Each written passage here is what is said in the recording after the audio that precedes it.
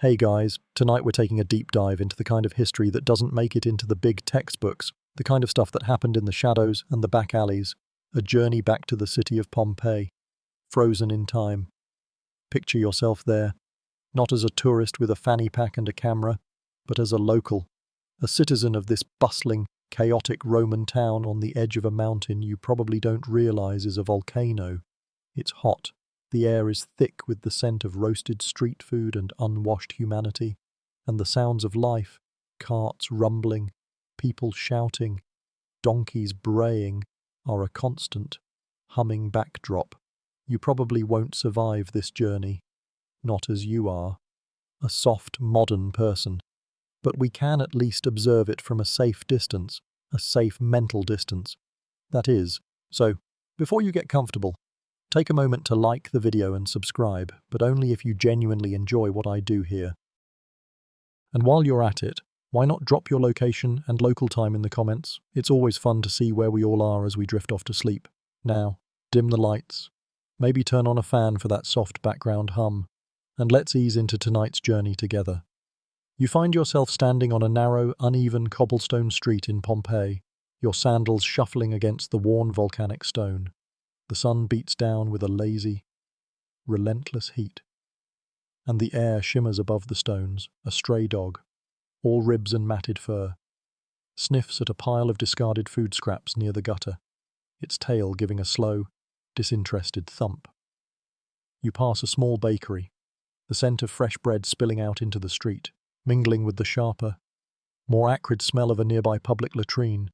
The city isn't quiet, it's alive. Voices call out from doorways, children laugh, and the distant clatter of a smithy's hammer echoes in the still air.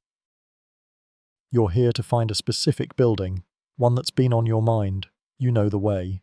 Not because you've studied a map, but because something in the collective memory of this place guides you.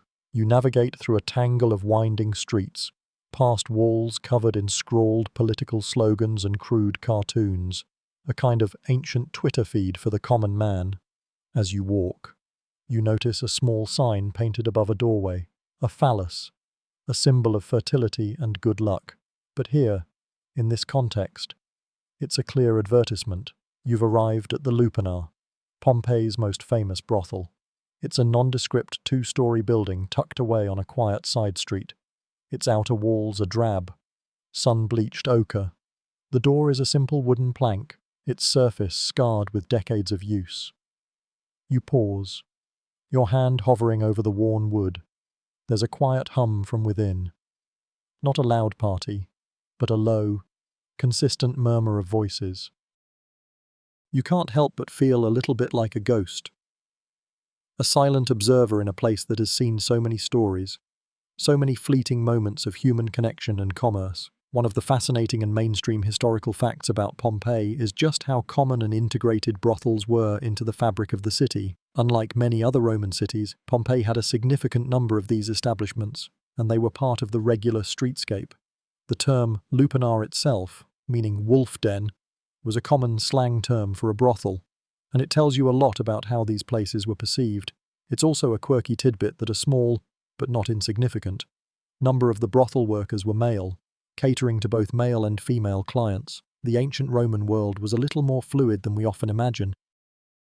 Historians still argue whether the lupanar was a state-run enterprise or privately owned, and what that might say about the regulation of vice in the ancient world. You push the door open, the wood groaning softly on its hinges, and step inside, leaving the bright afternoon sun behind. The air is cooler here, and carries a faint, musty scent of damp stone and something else. Something sweet and a little bit cloying, perhaps incense. You've entered a different world. The moment you step through the doorway of the lupanar, you're not immediately met with chaos, but a quiet, almost domestic stillness. The sound of the city fades, replaced by the faint rustling of fabric and the soft murmur of voices from deeper within the building. The air is thick with a strange mixture of dust, faint perfume, and something a little earthy, a smell that clings to the stone walls. You stand in a small, square foyer, your eyes adjusting to the dim light that filters down from a central skylight far above. The floor is tiled with simple, mosaic patterns of black and white, and you can see a few faint, Worn footprints, where 1,000 pairs of sandals and bare feet have scuffed the stone over the centuries.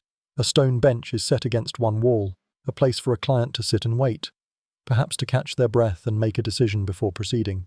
But for now, you turn back to the street, not because you're leaving, but because you want to get a sense of where this place fits into the whole of Pompeii. You step back out and look around. The street itself is a marvel of ancient engineering and a testament to the fact that people have always been a little messy. The cobblestones are deep and rutted, carved with the tracks of countless cartwheels, a kind of permanent record of the city's commerce. At the end of the street, you can see a raised sidewalk, a few feet higher than the road itself, with stepping stones placed at intervals to allow pedestrians to cross without having to wade through the muck and refuse that often filled the streets. It's a pragmatic solution to a very Roman problem, and you can almost hear a lazy joke about it. Why did the Roman cross the road? To avoid stepping in the crocodile dung sunscreen. Wait. No. That was a joke about Egypt, wasn't it? Let's just move on. The street is not a clean, tidy space. It's a sensory assault. The air is thick with dust and the smell of 100 different things all happening at once. The constant clip-clop of donkeys pulling carts. The shouting of vendors. The loud greetings of friends. It's an environment that a modern person would find overwhelming. You notice the walls, many of them covered in graffiti that ranges from simple declarations of love to elaborate political endorsements. It's the kind of public space that's loud, dirty, and utterly alive. This feeling, this sensory overload, is a crucial part of understanding what it was like to visit a brothel here. It wasn't a sleek, modern, hidden-away experience. It was part of the neighborhood, part of the streetscape. Another storefront among the bakeries and the laundries and the public baths. One of the fascinating and mainstream historical facts about Pompeii is the detailed street plan and infrastructure. The streets were built in a grid pattern and had a system of raised sidewalks and stepping stones. But they were also the primary conduits for refuse and rainwater. It was an elegant system, in theory, but the reality was a bit more chaotic. A quirky or fringe tidbit is that the stepping stones were spaced out to match the wheel spans of the carts. So it was a kind of ancient road standardization. Historians still argue whether this was a deliberate, citywide plan from the beginning or a gradual, organic development that simply took advantage of the most common cart size. You can see how a simple, everyday thing like a street can become a topic of deep, scholarly debate. The stones themselves, worn smooth by thousands of years of human and animal traffic, are a kind of geological record, a silent witness to 1,000 forgotten stories. As you step back into the cool dimness of the lupanar, leaving the bright, boisterous street behind, you feel the atmosphere shift again. The sounds of the city are now muffled, distant, and the air is still. You've left the world of public chaos and entered a more private, enclosed space, a place where the rules of the street no longer apply. And the journey has truly begun. Stepping from the dusty, sun-baked street into the lupanar is like passing through a curtain into a different play. The muffled street sounds are replaced by a soft, almost hypnotic quiet. You find yourself in a narrow, L-shaped corridor. The walls are a plain, unadorned plaster, cool to the touch, and the air smells of something vaguely floral, perhaps the ghost of a perfume long since faded. You can hear a distant, low murmur of voices, a kind of background hum that suggests life is happening just out of sight. A single oil lamp, its flame a faint yellow point of light, flickers in a small niche, casting long, dancing shadows on the walls. This place isn't what you might have expected. It isn't loud or raucous. It feels more like a small inn, a place designed for quiet transactions. But what about the rest of the city? Before you delve further, let's take a moment to understand what's happening just outside this doorway. The sights and sounds of Pompeii are a constant backdrop. You can practically taste the air, thick with a mix of sea salt carried on the breeze from the Bay of Naples, the coppery scent of the nearby blacksmith's forge, and the sweet, heavy aroma of figs and dates from a market stall just around the corner. The city is a hive of activity. A woman haggles loudly with a fishmonger over the price of a small octopus. her voice a sharp, high-pitched scold.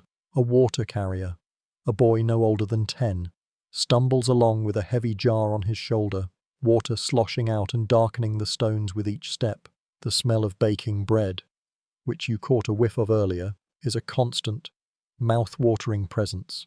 It's a city built on routine and habit, a place where people lived lives that were, in many ways, just like yours. They had jobs, families, and bills to pay. You can almost feel the press of the crowd as you mentally step back onto the main thoroughfare. Carts rumble by, pulled by donkeys with bells on their harnesses. The jingle-jangle a familiar sound. A group of men, dressed in simple tunics, huddle in a doorway, laughing at a shared joke. The language is Latin, a guttural, resonant tongue that sounds a bit like an argument and a little bit like a song. This is the background noise of life, the kind of boring, repetitive stuff that gets edited out of the history books but makes up the bulk of human existence. A quirky tidbit about Roman street life is the sheer volume of public fountains. It seems like every street corner had one, and they were the social hubs of the city. People gathered there to gossip, fill their jugs, and just generally pass the time. It was the ancient version of a coffee shop. One mainstream historical fact about Pompeii's marketplace, the Forum, is that it was not just a place for commerce but also the centre of political and social life. It was where people went to hear news, attend trials, and get a sense of what was happening in the city. Historians still argue whether the high volume of brothels in Pompeii was a unique local phenomenon or a more widespread, but less archaeologically preserved, feature of Roman life. It's one of those questions that keeps scholars up at night. You stand there for a moment, an invisible ghost amidst the bustling crowds, taking it all in. The sights, the sounds, the smells, they all blend into a single, overwhelming sensation of life. The past isn't a silent, still thing. It's a loud, vibrant, messy symphony. Now, with a deeper understanding of the world outside, you turn your attention back to the quiet, cool corridor of the Lupanar. The journey inside continues. You walk forward, following the curve of the hall, ready to see what lies around the bend. As you walk deeper into the Lupanar, you feel the atmosphere change again. The low hum of voices becomes a little more distinct, and you can now hear the faint strains of a lyre playing a simple, repetitive melody. The air, once cool and musty, now feels a bit warmer, more lived in. You pass a small, open doorway, and a flash of movement catches your eye. It's a woman, her tunic simple and worn, her hair tied back with a simple ribbon. She's not standing, but crouched, and you realize she's mending a small tear in the hem of her garment. She looks up for a moment, her eyes meeting yours with a fleeting, empty expression before she returns to her task. She's not an entertainer, she's just a person, doing a chore. It's a sobering reality check. This is a good moment to pause and consider the social strata of Pompeii. The city was a microcosm of the Roman Empire, and its social structure was as rigid as a Roman road. At the top were the patricians, the wealthy elite who owned villas with sprawling gardens and mosaics that depicted scenes from mythology. These were the people who wore the intricate, multi-layered togas, a garment that was both a symbol of citizenship and a massive pain to put on. You'd see them carried through the streets in litters, their faces serene as they were fanned by slaves. Then you had the plebeians, the common folk, artisans, merchants, and small business owners. These were the shopkeepers, the bakers, the blacksmiths, and the people who actually made the city run. They lived in more modest houses, often with their shops on the ground floor, and their days were filled with the kind of work that would leave your hands calloused and your back aching. A quirky tidbit about this class is how many of them were freedmen, former slaves who had earned or bought their freedom. They often kept a close relationship with their former master, a system called the patron-client relationship, which was the social glue of Roman life. It's a complex web of favours and obligations, something we don't really have a modern equivalent for. It was less about friendship and more about a mutually beneficial arrangement, a kind of ancient networking. At the bottom of the ladder, the foundation upon which the entire city was built, were the slaves. They had no rights and no legal standing. They were property, Their lives were dictated by the whims of their masters, and they could be bought, sold, or even freed at their master's discretion. The woman you just saw, mending her tunic in the brothel, was likely a slave, or at the very least, a freed woman with little recourse. One mainstream historical fact about Pompeii's population is that a significant portion of it, historians still argue whether it was 1/3 or even 1/2, was enslaved. This is a profound and uncomfortable reality. It's easy to romanticize the Romans as great engineers and brilliant thinkers, but the brutal fact is that their entire society was built on the subjugation of other human beings. As you move on, you see more evidence of this social divide. A group of men stands near a doorway, their togas indicating they are of a higher class. One of them gestures grandly with his hand, a ring with a large, polished gem glinting in the low light, as he recounts some story to his friends. The others laugh on cue. Their voices a little too loud, a little too forced. It's a social performance. They are here for a specific kind of entertainment, but they carry their status with them like a shield. You, as a modern observer, can't help but notice the chasm between their lives and the lives of the people who serve them. This quiet little moment, this fleeting observation, is a more powerful insight into Roman life than any textbook could ever give you. The brothel, it seems, is just another stage for the same social dramas that play out on the streets, just with a different backdrop. You've reached the central hall now, and the smells and sounds are more intense. The show is about to begin. You've made it past the initial corridor and now stand in the central hallway of the lupanar, the heart of the building. The air here is warmer and more heavily perfumed, a mix of lamp oil, sweat, and cheap incense. The soft, rhythmic sound of a lyre is closer now, coming from one of the small, arched doorways that line the hall. The hallway itself is narrow and dimly lit, its walls covered in something truly remarkable, frescoes. These aren't the grand, sweeping mythological scenes you'd see in a patrician's villa. These are explicit, erotic depictions of couples and singles in various positions. The colours are still vivid after all these centuries, deep reds, earthy browns, and the pale ochre of human skin. The art is not shy, it's a kind of illustrated menu. It tells you exactly what kind of services are available here. As you move slowly down the hall, you can see a series of small cells on either side. They're no bigger than a modern closet, maybe 6 feet by 6 feet, with a single, small stone bed built into the wall. The beds are hard, unforgiving slabs of masonry covered with what would have been a thin mattress stuffed with straw or wool. There's a certain brutal efficiency to the design. The stone is easy to clean, the space is small, and the purpose is singular. It's a very practical, very Roman solution to a very human need. You can see carved initials and dates on the walls, a kind of ancient graffiti from clients and workers alike. This is the quirky tidbit. The walls of the brothel are a kind of historical record, a guest book left by people long dead. One of the most common inscriptions is simply the name of a person and the date, as if to say, "I was here." It's a strangely poignant detail in a place that's supposed to be devoid of emotion. The atmosphere is less salacious than you might imagine. It's more like a quiet business. People are coming and going with little fanfare. There's a man leaning against a doorway, his face expressionless, his gaze fixed on a distant point. He's waiting for something or someone. This is a mainstream historical fact. Visiting a brothel in Pompeii was a mundane, common activity, a normal part of the social fabric for many men. It wasn't hidden away in shame. It was an integrated part of the city's life. You can almost hear a lazy joke about it, something like, "Why did the Roman go to the lupanar? Because the Senate was too full of hot air." Wait, no, that doesn't really work. Let's just say it was a regular part of the Roman male experience. The frescoes, however, are another matter. They are undeniably a key part of the experience. Historians still argue whether the frescoes were purely for advertising or if they had some sort of symbolic or magical significance. Were they a form of artistic expression, a practical guide, or a kind of ancient pornographic art? It's a debate that highlights the complexity of interpreting artifacts from a world that is so far removed from our own. You can't just slap a modern label on it and call it a day. The Romans had their own culture, their own symbols, and their own way of thinking, and we have to try to understand it on their terms, which is harder than it sounds. As you continue your silent, ghostly tour, you notice the details, the worn stones, the faint smells, the soft light.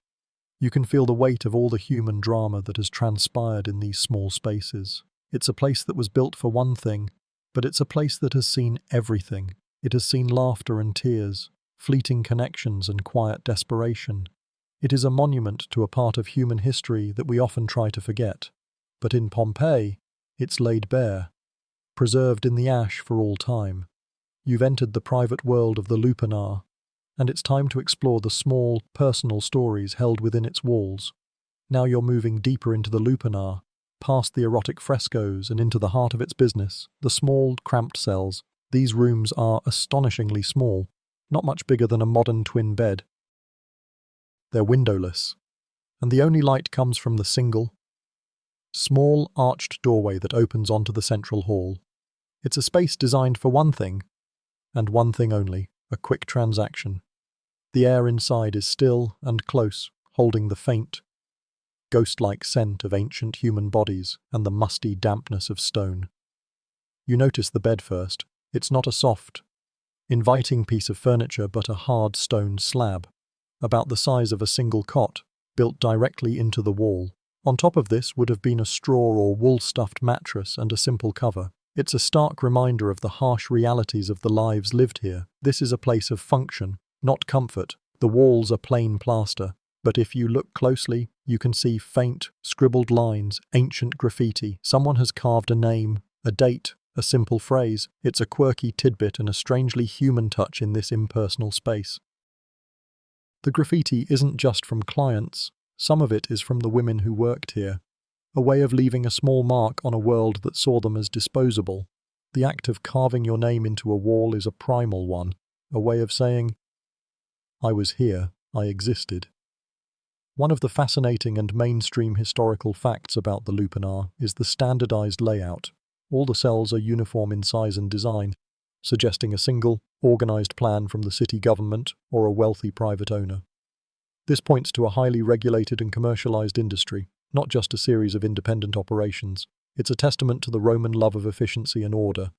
It's the kind of thing that makes you appreciate that even a brothel was a carefully planned enterprise. It's like a Roman Walmart, just for, The other thing you can't ignore is the lack of privacy. There are no doors, just archways. The sounds from the central hall would have been a constant presence, a soft murmur of voices, the strumming of a lyre, the shuffling of feet. You can almost hear a lazy joke about it, something like, why did the Roman brothel have open doors? Because they had nothing to hide. Wait, no, that doesn't really work. But the lack of privacy is a powerful detail, and it highlights the transactional nature of the encounters here. This wasn't a place for a quiet, intimate affair. It was a place for a quick business deal. As you step back into the central hallway, you notice a small, open window high on the wall, letting in a single beam of light that cuts through the dusty air. It's the only connection to the outside world, a narrow view of a small patch of sky. It's a poignant image, a small symbol of hope in a place that must have often felt like a prison. Historians still argue whether the lupanar was a state-run enterprise or a private one, and what that might say about the regulation of vice in the ancient world. It's a debate that touches on everything from social policy to public health. You move on, past the next cell, and the next, your ghostly presence unnoticed by the figures who inhabit this space. The air is growing heavier, and the low hum of voices seems to be drawing you forward. You have now fully entered the inner world of the lupanar, a world of business, efficiency, and quiet desperation. It's a place where you can almost feel the weight of history on your shoulders, where the past is not just a story, but a physical presence. The journey continues.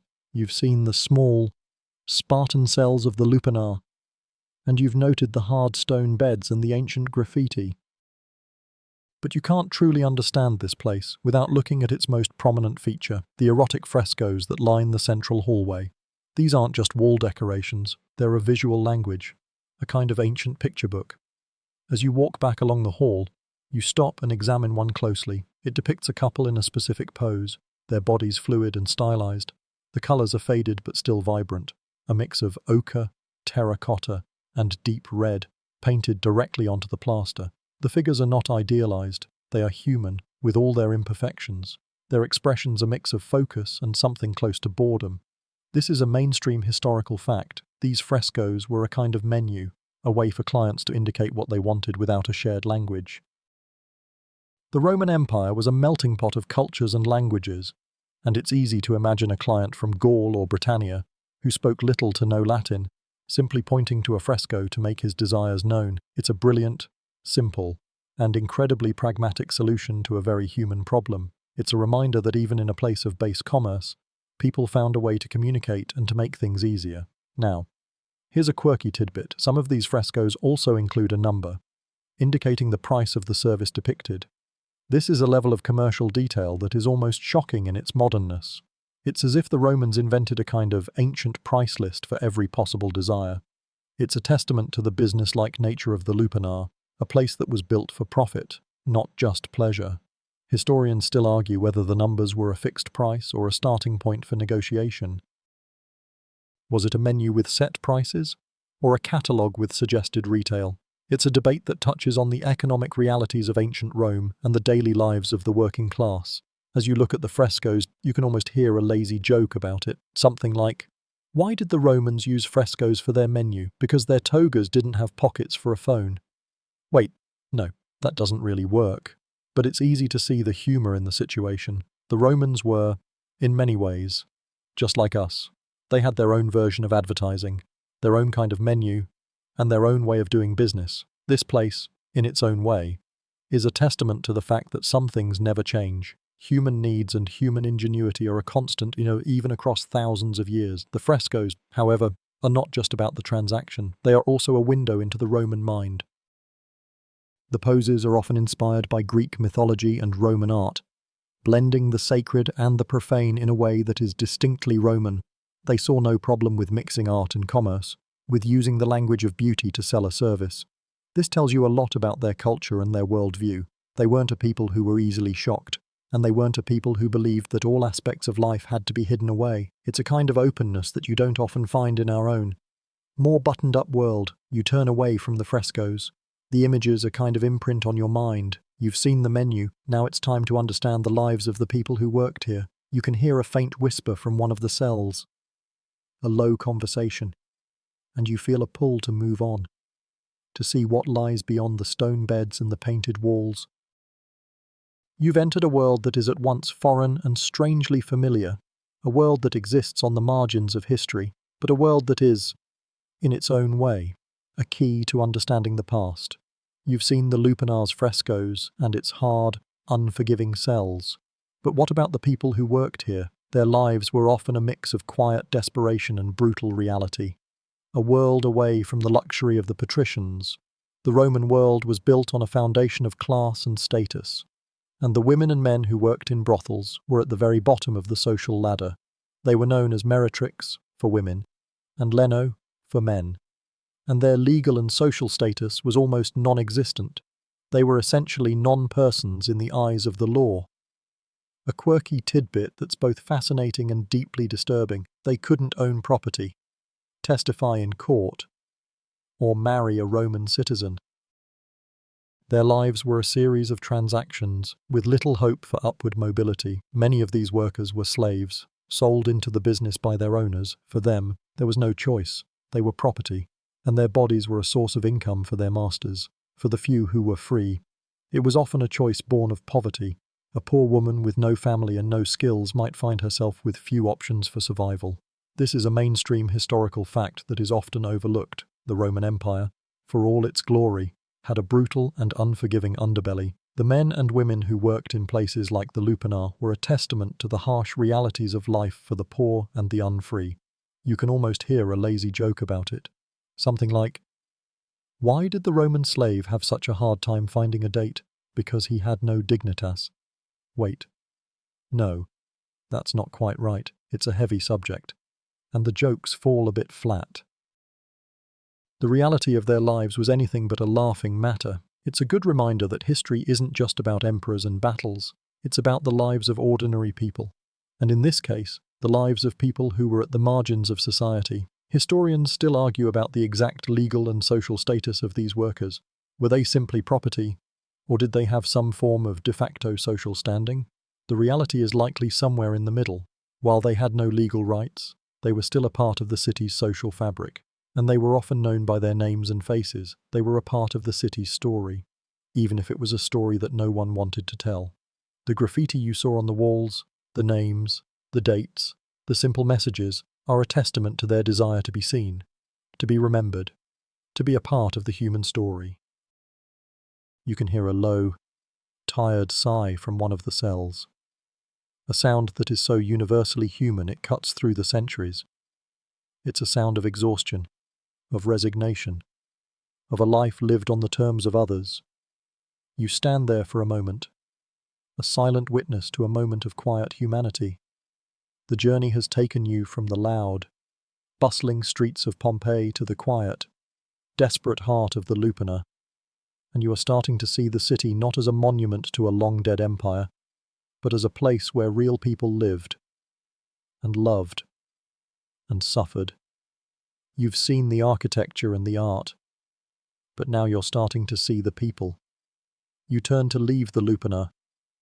The cool air of the central hall a welcome relief after the close, stuffy air of the cells. You've seen what you came to see, and now it's time to explore another, more public, and surprisingly social aspect of Roman life. The journey continues, and it's time to move on to the next stop on our tour, as you step back onto the sun-drenched street of Pompeii, leaving the quiet, musty air of the Lupanar behind. You notice a new kind of social hub just ahead. It's not a tavern or a temple, but a public latrine. You might think this is an odd destination, but for the Romans, it was a surprisingly social space, a place for gossip, political debate, and just a general hangout. It's a mainstream historical fact that these latrines were communal, with a long marble or stone bench with holes cut into it, often without any dividers between the seats. People would sit side by side, doing their business and having a conversation. It was the ancient version of a water cooler chat, just, with less water. You can almost hear a lazy joke about it. Something like, "Why did the Roman senator bring a scroll to the latrine?" To catch up on the latest political gossip. Wait, no, that's still not quite right. It's a hard subject to joke about, but the humour is in the sheer absurdity of it. The Romans, who were so obsessed with personal hygiene in other ways, were completely comfortable with this kind of public, communal experience.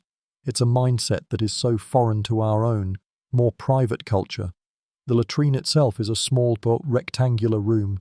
The air is surprisingly not unpleasant, thanks to a constant flow of water that runs in a channel at the base of the seats. This water would have carried away the waste and kept the air relatively fresh. You can see a few men already seated, deep in conversation. One is gesticulating wildly, his toga falling a bit to the side, as he argues a point with the man next to him. Another man, older and more sombre, simply sits, his gaze fixed on the wall, as if lost in thought. It's a picture of daily life, unvarnished and real. A quirky tidbit about Roman latrines is that they had a communal sponge on a stick, known as a xylospongium.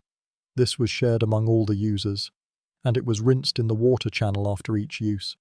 The thought of it is, shall we say, a bit stomach-turning to a modern person. But for the Romans, it was a completely normal part of public hygiene. It's a great example of how much our ideas about cleanliness and privacy have changed over the centuries. Historians still argue whether the xylospongium was truly communal, or if it was more like a service provided by an attendant, or even if people brought their own. The reality is probably a bit of both. The richer Romans would have had their own slaves to carry a personal sponge, while the poorer Romans would have had to make do with what was available. It's a debate that, in its own way, tells you a lot about the class and social divisions of ancient Rome, even in the most mundane of settings, as you stand there, an invisible observer. You can't help but be struck by the contrast between this public, communal act and the quiet, private transactions of the Lupanar. One was a place of business, the other a place of social connection. But both were a part of the daily rhythm of Roman life. It's a reminder that the Romans were a people of both public spectacle and private need, and that they had their own way of dealing with both. You turn away from the latrine, the sound of the men's voices fading behind you. The journey continues, and our next stop is another place of communal ritual and social connection. a place that was at the very heart of Roman life. Leaving the public latrine behind, you find yourself on a wider, more bustling street, and the rhythmic sound of splashing water catches your attention. It's coming from a place that was at the very heart of Roman social life, the public baths, known as the thermae. These weren't just places to get clean, they were community centres, gyms, and libraries all rolled into one. You follow the sound, and you can practically feel the heat and humidity radiating from the large, open doorway ahead. The smell of perfumed oils and steam fills the air, and you can hear the faint sounds of men shouting, laughing, and splashing. You step inside, and the air immediately becomes thick and heavy. The first room you enter is the apoditerium, the changing room. It's a large, high-ceilinged space with small, recessed niches in the walls where people would place their clothes. There are a few men in here, some are stripping off their togas, their bodies pale and soft in the dim light, while others are toweling off, their skin red and slick with sweat. It's a place of quiet transition, a kind of in-between space where you shed your public persona and prepare for the communal experience to come. From there, you move into the palaestra, an open-air courtyard surrounded by a colonnade. This is the gym, and it's a hive of activity. Men are wrestling in a dusty patch of ground, their muscles straining and their bodies slick with oil. Others are playing a game with a small leather ball, shouting and laughing as they run back and forth. This is a mainstream historical fact. The Roman baths were a place for exercise and physical activity, not just for a wash. It was a place where a Roman citizen could work up a good sweat before indulging in a long, leisurely soak. After the exercise, the journey through the baths continues. You move from the palaestra to the tepidarium, a warm room designed to help you acclimate to the heat. The air here is gentle and fragrant. From there, you enter the calidarium, the hot room. The heat is intense, and the air is thick with steam. You can feel the sweat beading on your skin almost immediately. In the corner, a few men are scraping themselves clean with a strigil, a curved metal tool used to remove dirt, sweat, and oil. It's a quirky tidbit to us, but to them, it was just a part of the process. Finally, you move to the frigidarium, a cold room with a plunge pool. The shock of the cold water is a jolt to the system, but it's a welcome one after the oppressive heat of the calidarium. The water is crystal clear and cool, a refreshing contrast to the heat and noise of the rest of the baths. Historians still argue whether the strigil was a personal item or a shared one, and what that might say about the Roman ideas of hygiene and property. It's a debate that highlights the difficulty of understanding the daily habits of a people so long dead. You can't help but be struck by the contrast between the communal, open nature of the baths and the private, secretive world of the lupanar. One was for public performance and social connection, the other for private transaction, but both were essential parts of the city's life. As you stand in the cool, quiet air of the frigidarium, you feel a sense of peace settle over you. The day is winding down, and the journey through Pompeii is coming to a close. You've seen the daily life of Pompeii, from its social brothels to its communal baths, and now it's time to move to the grander, more brutal stage of Roman entertainment. The journey shifts, and you find yourself in the heart of Rome, standing before the Flavian Amphitheatre, a place we know today as the Colosseum. But before we get to the main event, let's talk about the spectacle itself. Roman entertainment was not about passive viewing, it was about visceral, heart-pounding action. It was a crucial part of Roman society, a way for emperors to distract the masses and keep them happy. A concept Juvenal famously called bread and circuses. You are a spectator now, a face in a crowd of 50,000. The air is thick with anticipation and the dusty scent of the arena floor. The sun beats down, and the roar of the crowd is a constant, undulating wave of sound. This is a mainstream historical fact. The gladiatorial games were a central part of Roman life, a public spectacle that was attended by people from every social class, from the emperor himself to the lowliest slave. It was a way for the city to come together, to share in a communal experience of violence and spectacle.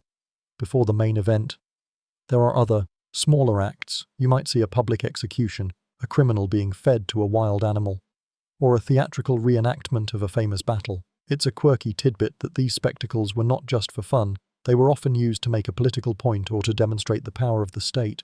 One of the most common spectacles was the venatio, a wild animal hunt. You can see a line of exotic beasts, lions, tigers, and bears being led into the arena. their eyes wild with fear and confusion. The hunters, men armed with spears and nets, are agile and brave. The crowd roars as a lion is speared, its body crashing to the sand, and the smell of blood fills the air. It's a barbaric spectacle to us, but to them, it's a thrilling display of power and skill. Historians still argue whether the gladiator fights were always to the death, or if they were more like professional wrestling, with a predetermined outcome and a focus on entertainment. The reality is likely a bit of both. While some fights were certainly to the death, many gladiators were highly trained professionals who were too valuable to simply be killed off. Their matches were a form of high-stakes theatre, a deadly dance of skill and endurance. As you sit there, in the scorching sun, surrounded by the noise and the spectacle, you can't help but be struck by the contrast between this grand, public display of violence and the quiet, private moments you witnessed in Pompeii. One was a place of business and personal interaction, the other a place of public ritual and communal violence. But both were a part of the same culture, a culture that saw nothing wrong with blending the sacred and the profane, the private and the public, the beautiful and the brutal. You've entered a new world now, a world of imperial power and public spectacle, a world that is, in its own way, just as strange and fascinating as the one you left behind. The journey has just begun, and the greatest amphitheatre in the world is waiting for you. The journey has brought you to the heart of the Roman Empire, and you stand before the Colosseum itself. It's a breathtaking sight, a massive, oval structure of travertine, tough, and brick-faced concrete. Its three-tiered arches stacked one upon the other, its towering presence a testament to Roman engineering and power. You can feel the sheer scale of the place. It's a monument to spectacle, a place built for the masses. The sheer size of it could hold over 50,000 spectators, is a mainstream historical fact that is hard to wrap your mind around. It was the largest amphitheatre ever built, a place designed to awe and intimidate. As you walk through the arches, you can almost hear the roar of the crowd, a sound that has echoed through these stones for centuries. The air is thick with dust and the faint ghost of blood. The crowd is a sea of faces, a mix of men, women, and children from every walk of life. The emperor, in his gilded box, is a distant, regal figure, a symbol of the power that created this spectacle. It's a place where the social order is on full display. The wealthy and powerful sit in the lower tiers, close to the action, while the common people and the poor sit higher up, their view more distant, their presence less important. The purpose of the Colosseum was more than just entertainment. It was a tool of social control. The games were paid for by the emperor, and they were a way of keeping the populace happy and distracted from the political and social problems of the day. It's a quirky tidbit that a Roman citizen would be called a panem circenses man, a bread and circuses man, a person who cared more about free food and entertainment than they did about their civic duty. This was a place where people could come and forget their troubles, where they could lose themselves in the spectacle of violence and death. Historians still argue about the exact number of people and animals that were killed in the Colosseum over the centuries. Was it hundreds, or thousands, or even hundreds of thousands? The numbers are staggering and hard to verify. But the fact remains that this was a place of immense bloodshed. It's a debate that highlights the difficulty of quantifying human suffering in the ancient world. You can't just put a number on it and call it a day. The violence of the Colosseum was a central part of its appeal. It was a place where the line between life and death was blurred, where the most basic human instincts were on full display. It was a place where you could see the raw power of the empire in all its glory and all its brutality. As you stand there, in the center of the arena, you can almost feel the weight of history pressing down on you. The Colosseum is not just a building, it's a symbol. It's a symbol of the good and the bad of the Roman Empire, a symbol of its power, its wealth, and its casual cruelty. It's a place that tells a story of a people who were, in many ways, just like us. They loved their entertainment, their spectacle, their moments of shared humanity, but they were also a people who saw no problem with public violence and death. It's a stark reminder that the past is not always a pretty place, but it is a fascinating one. The journey continues, and our next stop is to learn about the men who fought in this arena. You've seen the grandeur of the Colosseum, a place built for spectacle, But now it's time to focus on the stars of the show, the gladiators. The word itself, from the Latin gladius for sword, evokes an image of a hulking, half-naked brute fighting to the death. But the reality was far more complex and, in some ways, more interesting. These men were celebrities, and their lives were a mix of brutal combat and a surprising level of fame and fortune. A mainstream historical fact about gladiators is that they were not all slaves. Many were free men who willingly signed up for the life of a gladiator, drawn by the promise of glory, fame, and a potential fortune. They were often men from the lower classes, but they were not just disposable cannon fodder. They were highly trained professionals, skilled in a variety of combat styles. There were the murmillos with their large rectangular shields and crested helmets, the retiarii with their nets and tridents, and the secutores, their opponents. The fights were a dance of skill, not just a brawl, and the crowd was a knowledgeable one, appreciating a well-executed move as much as a kill. This leads to a quirky tidbit. Gladiators had their own fan clubs, and their faces were everywhere. From graffiti on walls to oil lamps and small statues, they were the ancient version of a modern-day sports star, and their names were household words. Historians still argue about the diets and training regimens of gladiators. Was it a diet of mostly barley and beans, as some sources suggest? Or did they have a more varied and protein-rich diet to build muscle? The debate highlights the difficulty of getting a clear picture of daily life for a group that was both revered and reviled. Their lives were short and brutal, but they were also lived in the public eye, with the potential for immense fame and even freedom. Many gladiators who survived for a long time earned a wooden sword called a rudis, which symbolized their freedom and their retirement. It was the ultimate prize for a man who had lived his life on the edge of a sword. You can almost hear a lazy joke about it. Something like, "Why did the gladiator get a bad grade in Latin? Because he was always ad hoc." Wait, no, that's terrible. But the lives of gladiators were a mix of the mundane and the spectacular. They lived in barracks, trained endlessly, and followed a strict routine. They were not just fighters, they were a business. The owners of gladiator schools, the lanista, were wealthy and powerful men who profited from the fame and skill of their fighters. It was a brutal business, but a profitable one. As you stand in the center of the Colosseum, you can't help but be struck by the humanity of it all. These men were not just symbols of Roman power, they were people with lives, hopes, and fears. They were the stars of a brutal show, and their lives were a kind of metaphor for the Roman Empire itself, a mix of incredible power, incredible brutality, and a surprising amount of sophistication. The journey continues. And our next stop is to see how the Roman military machine worked. It's a world that is, in its own way, just as brutal and fascinating as the one you're leaving behind. You've seen the brutal spectacles of the Colosseum and the famous faces of the gladiators. But behind all that entertainment and power was the engine that ran the empire, the Roman military machine. You are no longer a spectator in a city, you're a recruit in a Roman legion, and you can feel the discipline in the air, a kind of palpable tension and order. The sound of marching feet is a rhythmic, constant drumbeat, and the clanking of armor is a familiar, metallic song. This is a mainstream historical fact. The Roman army was arguably the most effective military force of the ancient world. It wasn't just a collection of soldiers, it was a highly organized, disciplined, and technologically advanced machine that allowed Rome to conquer and hold a vast empire for centuries. You're now a part of this machine, a faceless cog in a powerful engine. You stand in a training camp, and the air is filled with the shouts of centurions and the grunts of men practicing with their wooden swords. The training is relentless and brutal. You learn to march in lockstep, to build a camp from scratch in a matter of hours, and to fight with a kind of brutal efficiency.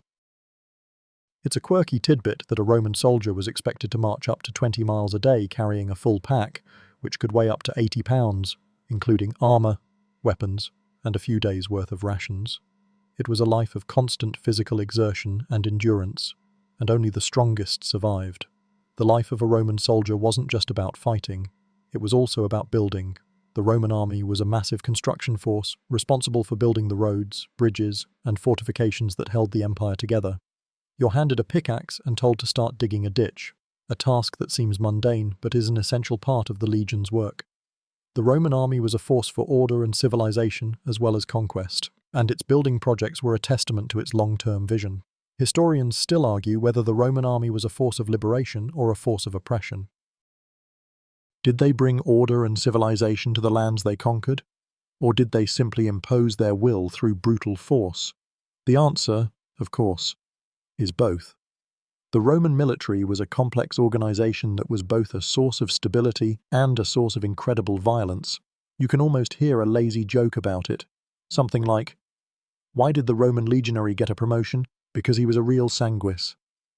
Wait, no, that's not right at all. Let's just say it's a hard subject to joke about, but the humor is in the sheer absurdity of it. The lives of these men were a constant mix of the mundane and the spectacular, and their work was both brutal and beautiful. As you stand there, in the dust and the heat, you can feel the weight of history on your shoulders. You've seen the gladiators and the emperor, but now you're seeing the real power of Rome, the power that allowed it to build a world.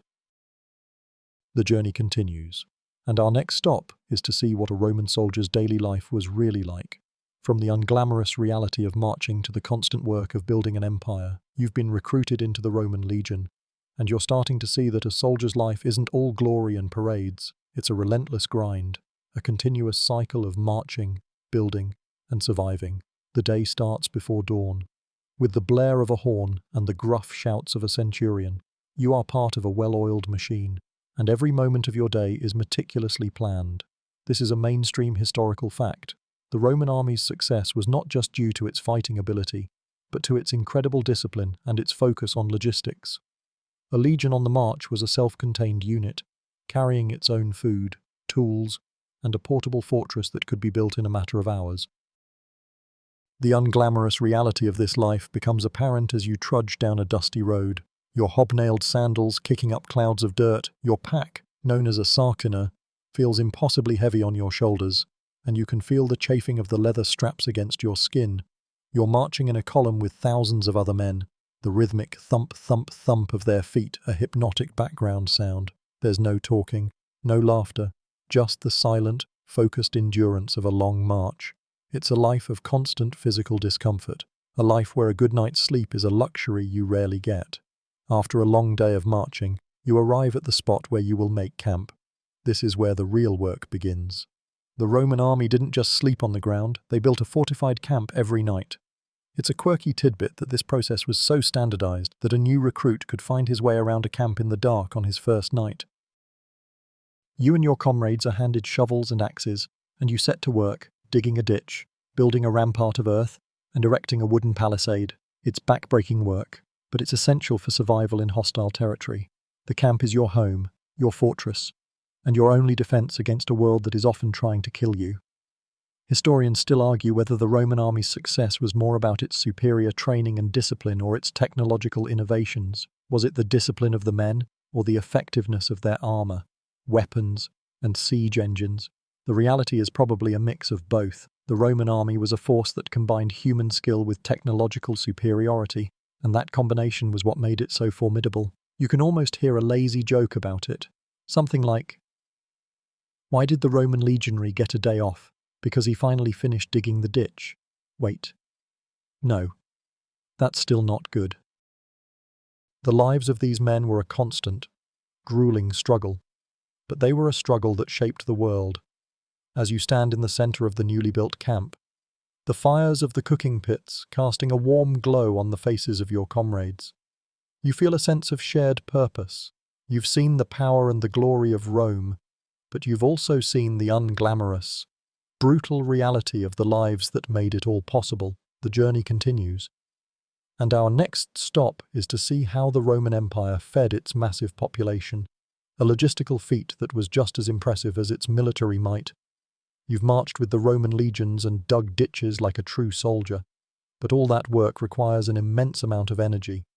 The Roman Empire, with its vast armies and sprawling cities, was a logistical marvel, and one of its greatest feats was feeding its millions of citizens.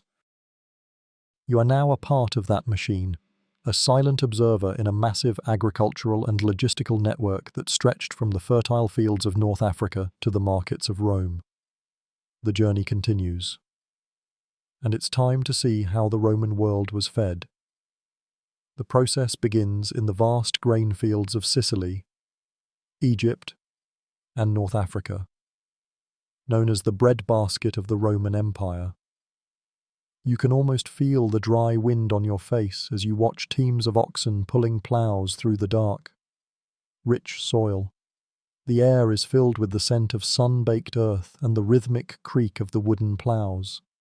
This is a mainstream historical fact. Rome was almost entirely dependent on grain imports from its provinces to feed its population. A system known as the annona, it was a logistical nightmare and a crucial part of the empire's stability. A bad harvest in Egypt could lead to riots in Rome, and the emperor's ability to provide a steady supply of grain was a crucial part of his legitimacy. After the harvest, the grain is loaded onto massive cargo ships, their hulls bulging with sacks of wheat.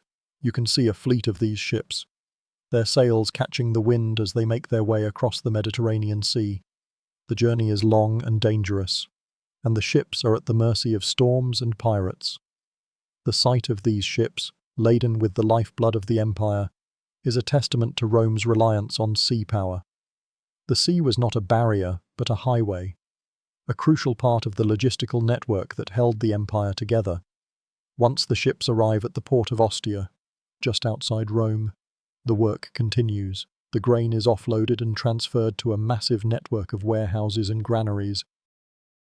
It's a quirky tidbit that the Roman government used a system of state-owned ships and private contractors to ensure a steady supply of grain. It was a complex system of contracts, subsidies, and regulations, a kind of ancient public-private partnership.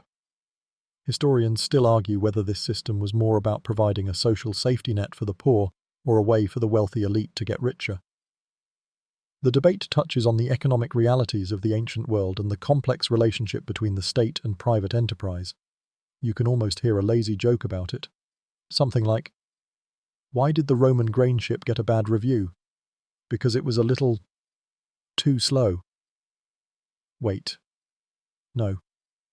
That's still not right. The reality of the grain supply was far from a laughing matter. It was a matter of life and death, and it was a constant source of anxiety for the Roman government.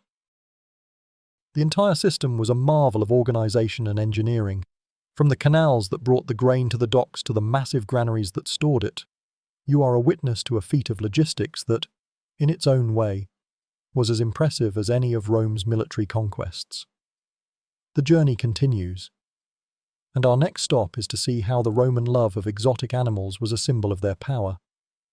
You've witnessed the logistical marvel of feeding an empire, but Rome's hunger wasn't just for bread. It was also a hunger for spectacle, for the exotic and the magnificent. You are now in the heart of Rome, and your attention is drawn to a procession of strange and wonderful creatures being led through the streets. The air is filled with the smell of animal waste and the low grunts and roars of beasts you've only heard about in distant tales. This is a mainstream historical fact. The Roman love of exotic animals was a sign of their power and wealth. These creatures, brought from the furthest reaches of the empire and beyond, were a testament to Rome's ability to control and command the natural world. The animals are a menagerie from 100 different lands. There are lions from Africa, their manes thick and golden, their eyes burning with a wild intensity. There are bears from Germania, their shaggy coats a symbol of the untamed north.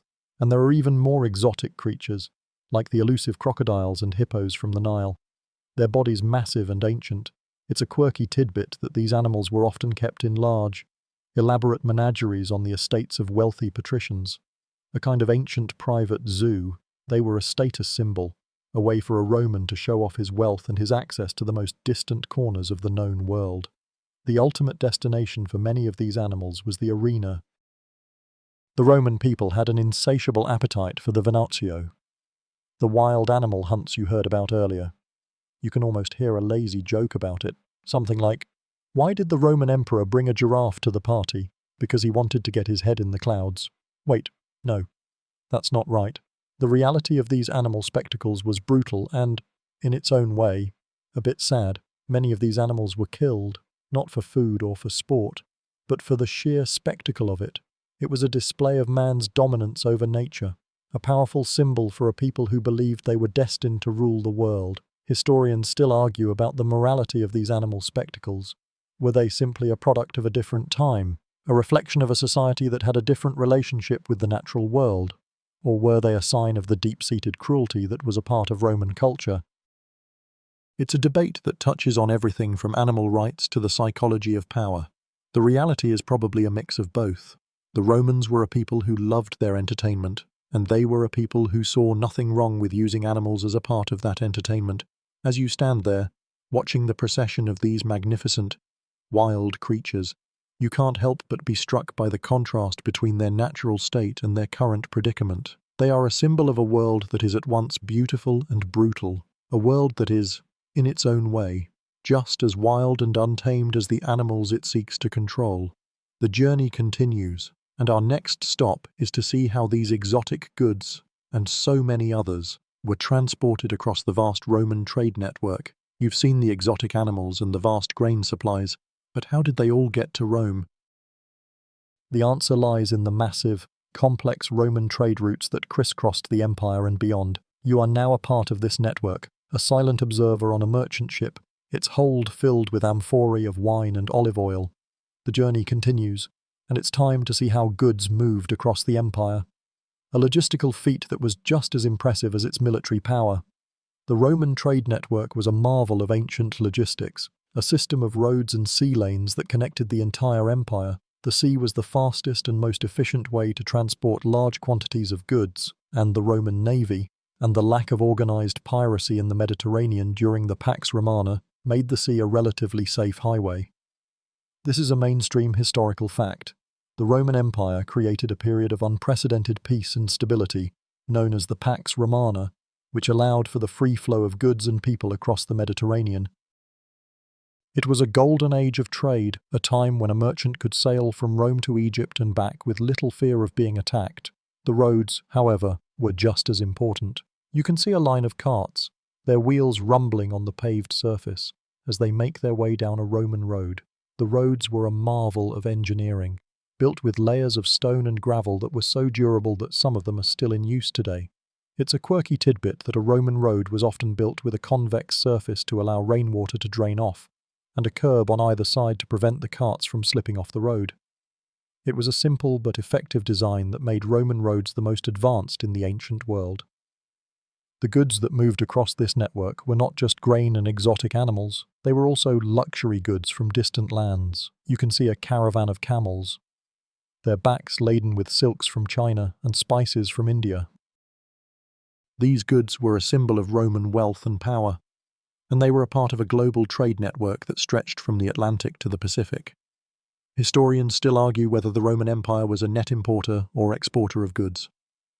The debate touches on the economic realities of the ancient world and the balance of trade between Rome and its provinces. The reality is probably a mix of both. Rome imported vast quantities of grain and luxury goods, but it also exported goods like wine, olive oil, and manufactured goods to its provinces. You can almost hear a lazy joke about it, something like, "Why did the Roman merchant get a bad reputation? Because he was a little too sarcina." Wait, no, that doesn't really work. The lives of these merchants were a constant mix of risk and reward, a life lived on the edge of a ship or a dusty road. They were the unsung heroes of the Roman Empire, the men who made the entire system work. As you stand there, a silent witness to this vast, complex network of trade, you can't help but be struck by the sheer scale of it all.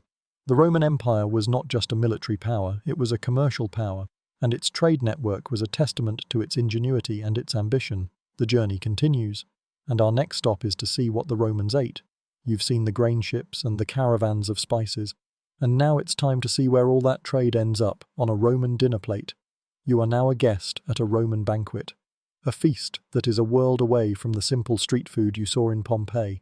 The journey continues, and it's time to sit down to a meal that is a mix of the familiar and the utterly foreign. The air in the dining room, or triclinium, is warm and filled with the aromas of roasted meats, fragrant spices, and sweet wine. You are reclining on a couch, your body propped up on one elbow, a position that would be excruciating for a modern person but is completely comfortable to a Roman. The meal is not just about food, it's a social event, a chance for the wealthy elite to show off their status and their taste. This is a mainstream historical fact. Roman dining was a highly ritualized affair, with a specific order of courses, from the appetizers to the main course and the dessert. It was a formal occasion, a place for conversation, political gossip, and a lot of drinking. The food itself is a surprise. You might expect a diet of simple meats and vegetables, but the Roman cuisine was far more complex and adventurous. The first course might be a plate of fresh oysters and eggs, followed by a main course of roasted wild boar, its skin crispy and its meat tender. The vegetables are a bit strange, with a variety of bitter greens and strange root vegetables that you've never seen before. It's a quirky tidbit that a popular Roman condiment was a fermented fish sauce called garum, which was used on everything. From meat to vegetables, it was a strong, salty sauce that was a bit of a shock to the modern palate. But to the Romans, it was the taste of home. Historians still argue about the exact ingredients and recipes of Roman cuisine. Was it truly as decadent as some sources suggest, with dishes like flamingo tongues and peacock brains? Or were those just the extravagant meals of the very wealthy? The debate highlights the difficulty of getting a clear picture of the daily diet of the average Roman. The reality is probably a mix of both. The wealthy elite ate a diet that was both strange and magnificent, while the common people ate a more simple diet of bread, vegetables, and a little bit of meat. You can almost hear a lazy joke about it. Something like, "Why did the Roman chef get a bad review? Because his food was a little too garum." Wait, no, that's not right. The reality of Roman cuisine was far from a laughing matter. It was a complex and sophisticated art form, and it was a crucial part of the social and cultural life of the empire. As you recline on your couch, you can't help but be struck by the humanity of it all. The Romans, for all their differences, were people who loved a good meal, and they were people who knew how to throw a good party. The journey continues, and our next stop is to see how Roman wine was a part of that party. It's a world that is, in its own way, just as strange and fascinating as the one you're leaving behind. You've had a taste of Roman cuisine, and now it's time to talk about the liquid that accompanied every meal: wine. You are a participant in a Roman symposium, a formal drinking party that follows the banquet. The journey continues, and it's time to see how the Roman love of wine was a part of their social and cultural life. The wine itself is a surprise. It's not the sweet, fruity wine we're used to today. Roman wine was often thick, dark, and syrupy, and it was almost always mixed with water. This is a mainstream historical fact. The practice of mixing wine with water was not just about health or intoxication, it was a sign of civilization. Only barbarians drank their wine straight, and a host who served unmixed wine was considered uncouth. The ratio of wine to water was a point of pride, and it was a subtle way for a host to show off his refinement. The wine was often flavored with spices, honey, or even seawater. A quirky tidbit that would be a shock to a modern palate. The symposium itself is a highly ritualized affair. The men recline on their couches, and a slave, or a beautiful young man, serves the wine from a large bowl, known as a crater. The conversation is light and a bit boisterous, a mix of political gossip, poetry recitations, and philosophical debates. The women, unless they were of a certain class, were not allowed to attend these parties. This was a man's world, and it was a place for a man to show off his wit and his knowledge. Historians still argue about the exact effects of Roman wine. Was it truly as potent as some sources suggest, or were the effects more psychological than physiological? The debate highlights the difficulty of understanding a substance that was so different from our own. The reality is probably a mix of both. The wine was often strong, and the addition of spices and other ingredients would have changed its effects. But the act of drinking was also a social ritual, a way for men to bond and to show off their social standing. You can almost hear a lazy joke about it. Something like, "Why did the Roman senator bring a bucket to the symposium? Because he was a little too sapiens." Wait, no, that's still not good. The reality of Roman drinking was far from a laughing matter. It was a serious social ritual, a way for men to show off their power and their refinement. As you recline on your couch, you can't help but be struck by the humanity of it all. The Romans, for all their differences, were people who loved to drink, and they were people who knew how to have a good time. The journey continues, and our next stop is to see how the Roman love of public speaking was a part of that party. It's a world that is, in its own way, just as strange and fascinating as the one you're leaving behind. You've seen the Roman love of wine and food, but the most important part of a Roman gathering wasn't the food or drink, it was the conversation. You are now in the Roman Forum, the heart of the city's political and social life. And you can feel the energy in the air. The journey continues. And it's time to see how the Roman love of public speaking was a part of their daily life. The air is thick with the dust of 100 feet, the scent of roasting chestnuts, and the clamour of 1,000 voices. The Forum is a chaotic, vibrant place, a mix of business, politics, and a lot of loud talking. You are a member of the crowd, a face among a sea of faces, and you can see a man on a raised platform, gesticulating wildly, his voice booming out over the noise of the crowd. This is a mainstream historical fact, rhetoric. The art of public speaking was a central part of Roman life. A man's ability to speak well, to persuade, and to move a crowd was the key to success in politics, law, and social life. It was a skill that was taught from a young age, and it was a source of great pride.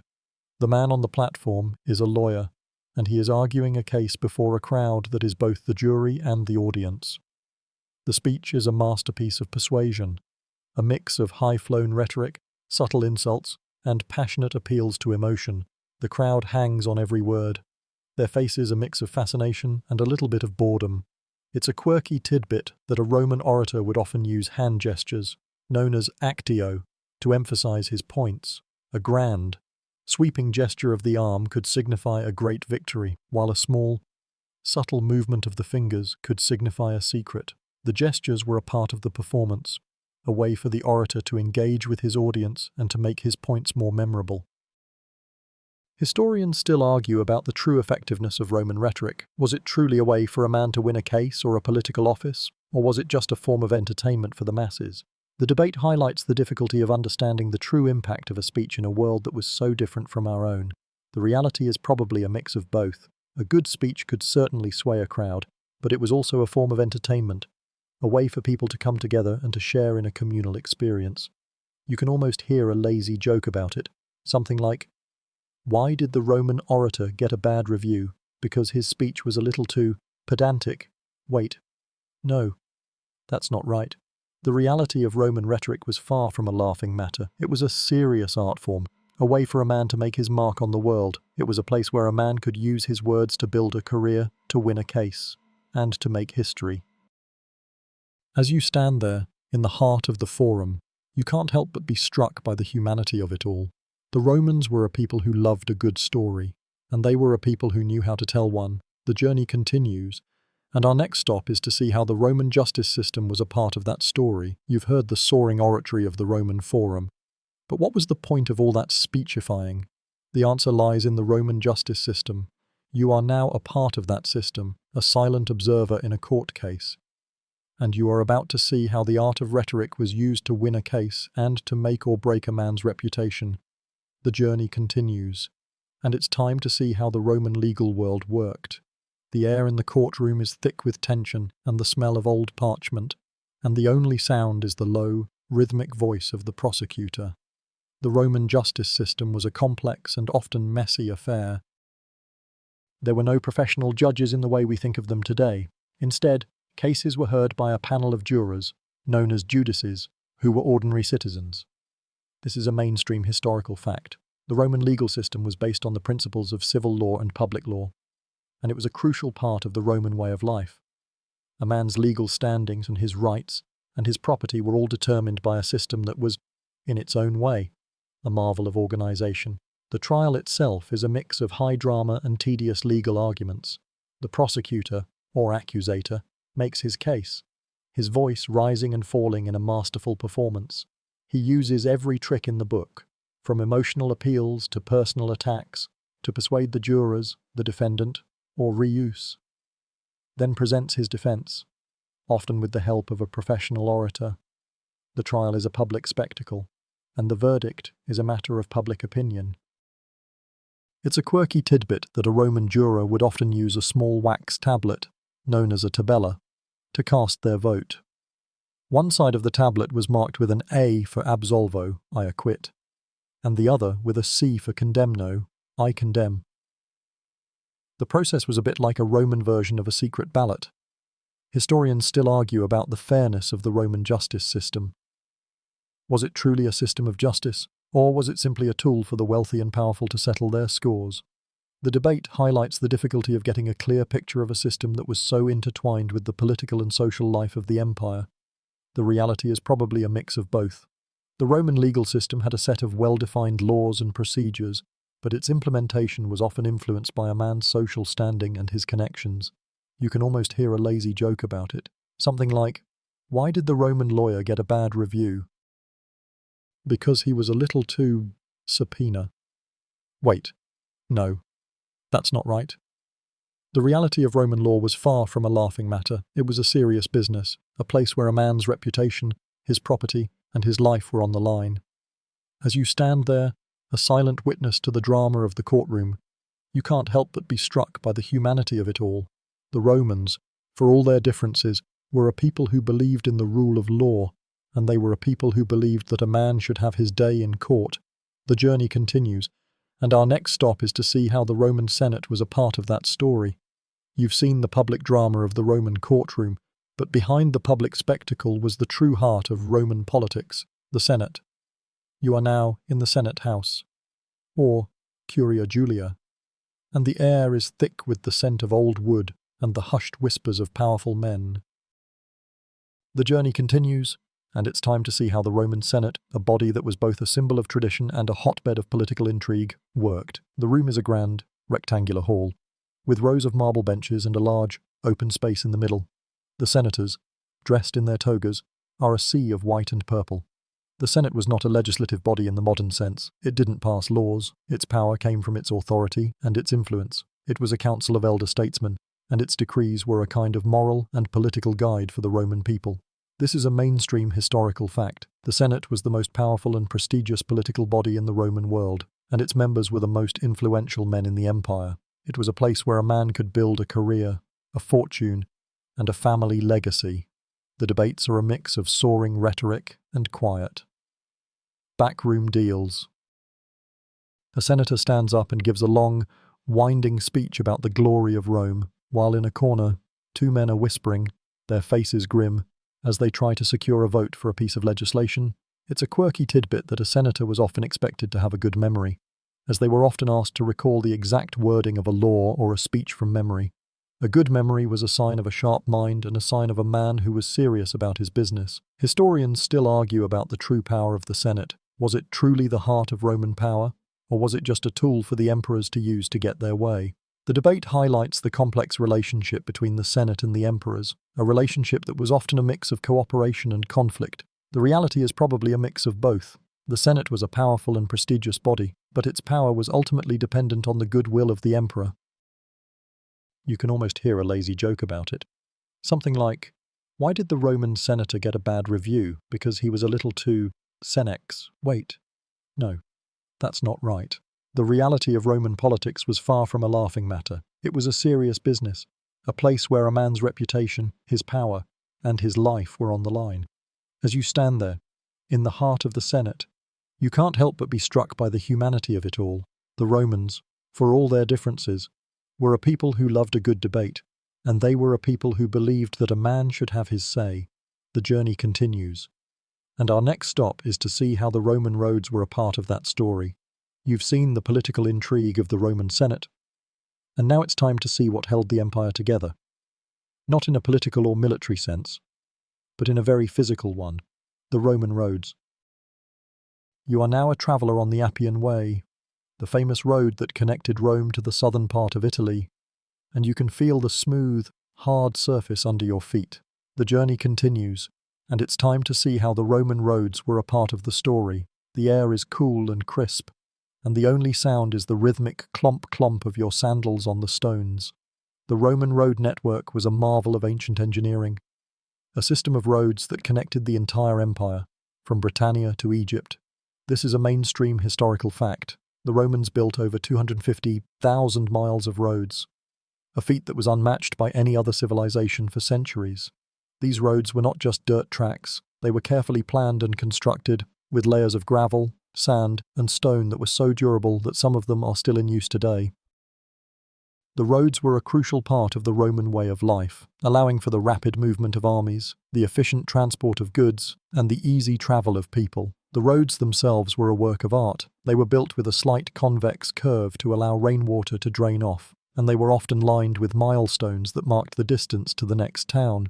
It's a quirky tidbit that a Roman road was often built in a straight line, even if it meant cutting through hills or building a bridge over a river. The Romans were obsessed with efficiency and straight lines, a kind of ancient manifestation of their pragmatic nature. Historians still argue about the true purpose of the Roman roads. Were they built primarily for military purposes, to allow for the rapid movement of legions, or were they built for commercial purposes, to facilitate trade and commerce? The debate highlights the complex relationship between military power and economic development in the Roman Empire. The reality is probably a mix of both. The roads were certainly a crucial part of the Roman military machine, but they were also a crucial part of the Roman economy. You can almost hear a lazy joke about it, something like, "Why did the Roman road get a bad review? Because it was a little too straight." Wait, no. That's not right. The reality of the Roman roads was far from a laughing matter. They were a serious business. A place where a man could make a fortune, and they were a place where a man could make history. As you walk down the Appian Way, you can't help but be struck by the humanity of it all. The Romans were a people who loved a good road, and they were a people who believed that a man should have a way to get where he was going. The journey continues, and our next stop is to see how the Roman love of concrete was a part of that story. You've walked the Appian Way and seen the marvel of Roman roads, but what were they made of? The answer is a material that was as crucial to the empire's success as its legions and its roads: concrete. You are now in a Roman construction site, and the air is thick with the smell of lime and volcanic ash. The journey continues, and it's time to see how the Roman love of concrete was a part of that story. The sound is a low hum of men mixing mortar, the clatter of stone on stone, and the rhythmic chant of workers carrying heavy loads. Roman concrete, known as opus caementicium, was a revolutionary building material that allowed the Romans to build on an unprecedented scale. This is a mainstream historical fact. Roman concrete was incredibly durable, and it was a crucial part of their engineering marvels.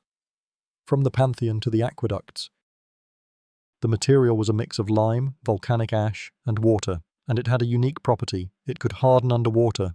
This made it a perfect material for building harbours, bridges, and other structures that were exposed to water. The use of concrete allowed the Romans to build domes, arches, and vaults that were impossible with traditional stone and wood construction. The Pantheon, with its massive dome, is a testament to the power of Roman concrete. The dome is still the largest unreinforced concrete dome in the world. A quirky tidbit that is both fascinating and a bit intimidating. The Romans were not just builders, they were innovators, and their use of concrete was a game changer. Historians still argue about the exact recipe for Roman concrete. Was it a secret formula that was lost to history? Or was it simply a matter of local volcanic ash that had a unique chemical composition? The debate highlights the difficulty of understanding a technology that was so far ahead of its time. The reality is probably a mix of both. The Romans certainly had a sophisticated understanding of their materials, but the unique properties of their volcanic ash, known as pozzolana, were a crucial part of the equation. You can almost hear a lazy joke about it, something like, "Why did the Roman builder get a bad review? Because his concrete was a little too hard to work with." Wait, no, that's not right. The reality of Roman concrete was far from a laughing matter. It was a serious business, a place where a man could make a fortune, and it was a place where a man could build a world. As you stand there, in the heart of the construction site, you can't help but be struck by the humanity of it all. The Romans were a people who loved a good building, and they were a people who believed that a man should have a place to stand.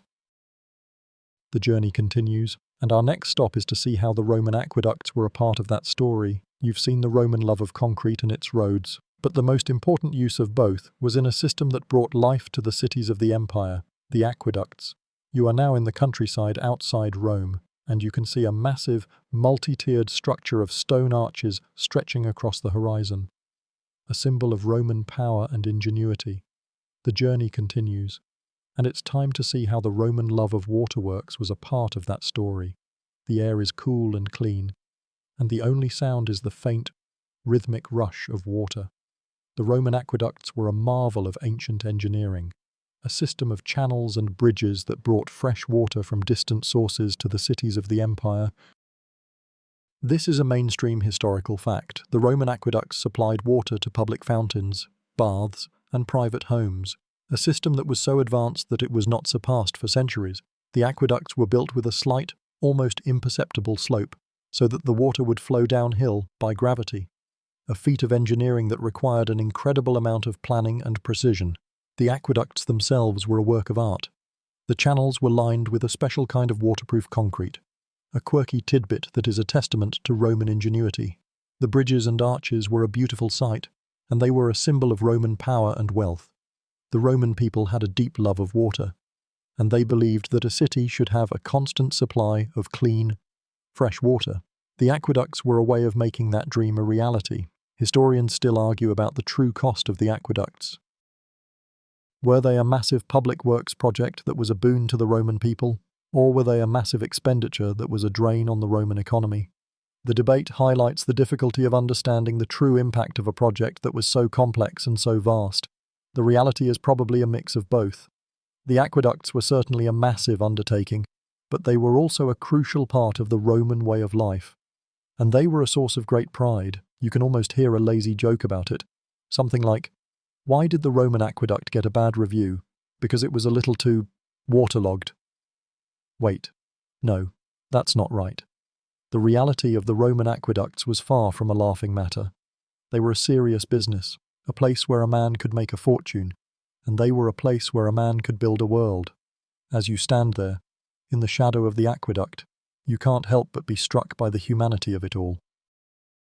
The Romans were a people who loved clean water, and they were a people who believed that a man should have a way to get it.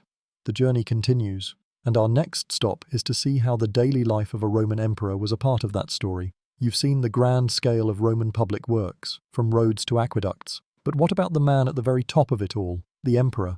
You are now a part of the imperial household, a silent observer in the palace on Palatine Hill, and you can feel the immense weight of power and responsibility.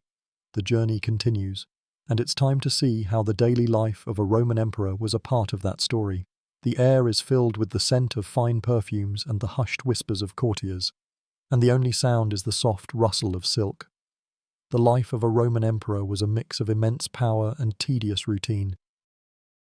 A mainstream historical fact is that the emperor was not just a political leader, he was also the high priest of the state religion, a military commander, and the ultimate arbiter of justice. His day began before dawn with a series of meetings with his advisors, generals, and courtiers, a ritual known as the salutatio. It was a kind of ancient morning commute, a chance for the powerful to gain an audience with the man who held the keys to the empire. The rest of the day was filled with a constant stream of duties. The emperor would preside over meetings of the Senate, hear petitions from citizens, and review military reports. It was a life of constant work, a kind of ancient CEO who was never off the clock. It's a quirky tidbit that a Roman emperor's morning routine could also include a series of divinations or religious rituals to ensure the gods were on his side. He would consult with seers and augurs, men who could read the future in the flight of birds or the entrails of a sacrificed animal. It was a kind of ancient insurance policy, a way for the emperor to hedge his bets against the whims of fate. Historians still argue about the true power of the emperor. Was he a benevolent dictator who ruled with the best interests of his people at heart? Or was he a paranoid tyrant who ruled through fear and intimidation? The debate highlights the difficulty of understanding a man who held so much power, a man who was, in his own way, a prisoner of his position. The reality is probably a mix of both. The Roman emperors were a diverse group of men, and their reigns were a mix of good and bad, of benevolence and brutality. You can almost hear a lazy joke about it. Something like, why did the Roman emperor get a bad review? Because he was a little too imperious. Wait, no, that's not right. The reality of a Roman emperor's life was far from a laughing matter. It was a serious business, a place where a man's decisions could affect the lives of millions. And it was a place where a man could make history. As you stand there, in the heart of the imperial palace, you can't help but be struck by the humanity of it all. The Romans were a people who loved a good leader, and they were a people who believed that a man should have a way to get to the top. The journey continues, and our next stop is to see how the Roman funerals were a part of that story. You've seen the life of a Roman emperor, a life of immense power and responsibility. But what about the end of it all? The Roman approach to death was as complex and ritualized as their approach to life. You are now a mourner in a Roman funeral procession, and you can feel the somber atmosphere, a mix of grief and solemn ritual. The journey continues, and it's time to see how the Roman funerals were a part of that story. The air is cool and still, and the only sound is the mournful wail of professional mourners and the soft, rhythmic chanting of a priest. Roman funerals were a public affair, a chance for a family to show their wealth and their social standing. A mainstream historical fact is that the funeral procession, or pompa funebri, was a grand, public spectacle. The body of the deceased, dressed in their finest clothes, was carried on a bier through the streets of the city, followed by a procession of family, friends, and hired mourners. It was a way for the family to show their respect for the deceased and to make a public statement about their social standing. The procession was also a kind of historical pageant. It's a quirky tidbit that a Roman funeral procession would often include actors who wore the death masks, or imagines, of the family's ancestors. The masks, which were made of wax and were a perfect likeness of the deceased, were a way for the family to show off their lineage and their long history in Roman society. The actors would walk in the procession, a kind of living family tree, a symbol of the family's long and distinguished history. Historians still argue about the true nature of Roman grief. Was it a public performance, a way for a family to show their social standing, or was it a genuine expression of grief? The debate highlights the difficulty of understanding a ritual that was so intertwined with the social and cultural life of the empire. The reality is probably a mix of both. Roman funerals were certainly a public performance, but they were also a way for a family to mourn their loved one and to find a sense of closure. You can almost hear a lazy joke about it, something like, "Why did the Roman funeral procession get a bad review? Because it was a little too stiff." Wait, no, that's not right. The reality of Roman funerals was far from a laughing matter. It was a serious business, a place where a man's life was celebrated and his legacy was remembered. As you stand there, a silent witness to the funeral procession, you can't help but be struck by the humanity of it all. The Romans were a people who loved a good ceremony, and they were a people who believed that a man should be remembered for who he was. The journey continues, and our next stop is to see how the lives of Roman slaves were a part of that story. You've witnessed the solemnity of Roman funerals, but now it's time to confront the unvarnished reality that was the foundation of Roman society: slavery. You are no longer a mourner or a spectator, you are a silent observer in a Roman household, and you can feel the rigid hierarchy and the constant tension. The journey continues, and it's time to see how the lives of Roman slaves were a part of that story. The air is filled with the scent of roasted meat and the quiet hum of 100 small tasks being performed, and the only sound is the soft murmur of voices and the quiet shuffle of feet. The lives of Roman slaves were as varied as the empire itself. This is a mainstream historical fact. Slavery was a central and essential part of Roman life, and the vast majority of the population of Rome and its provinces were either slaves or descendants of slaves. Slaves were not just domestic servants, they were also farmhands, miners, and even gladiators. They were a crucial part of the Roman economy, and their labor was what allowed the wealthy elite to live a life of leisure. The life of a slave was a mix of hard work and constant submission. A domestic slave in a wealthy household might have a life that was better than a poor freedman, with enough food and a place to sleep. But a slave in a mine or a quarry lived a brutal life of back-breaking labor and little hope of freedom. It's a quirky tidbit that a slave could not legally marry or own property, and they were, in the eyes of the law, simply property.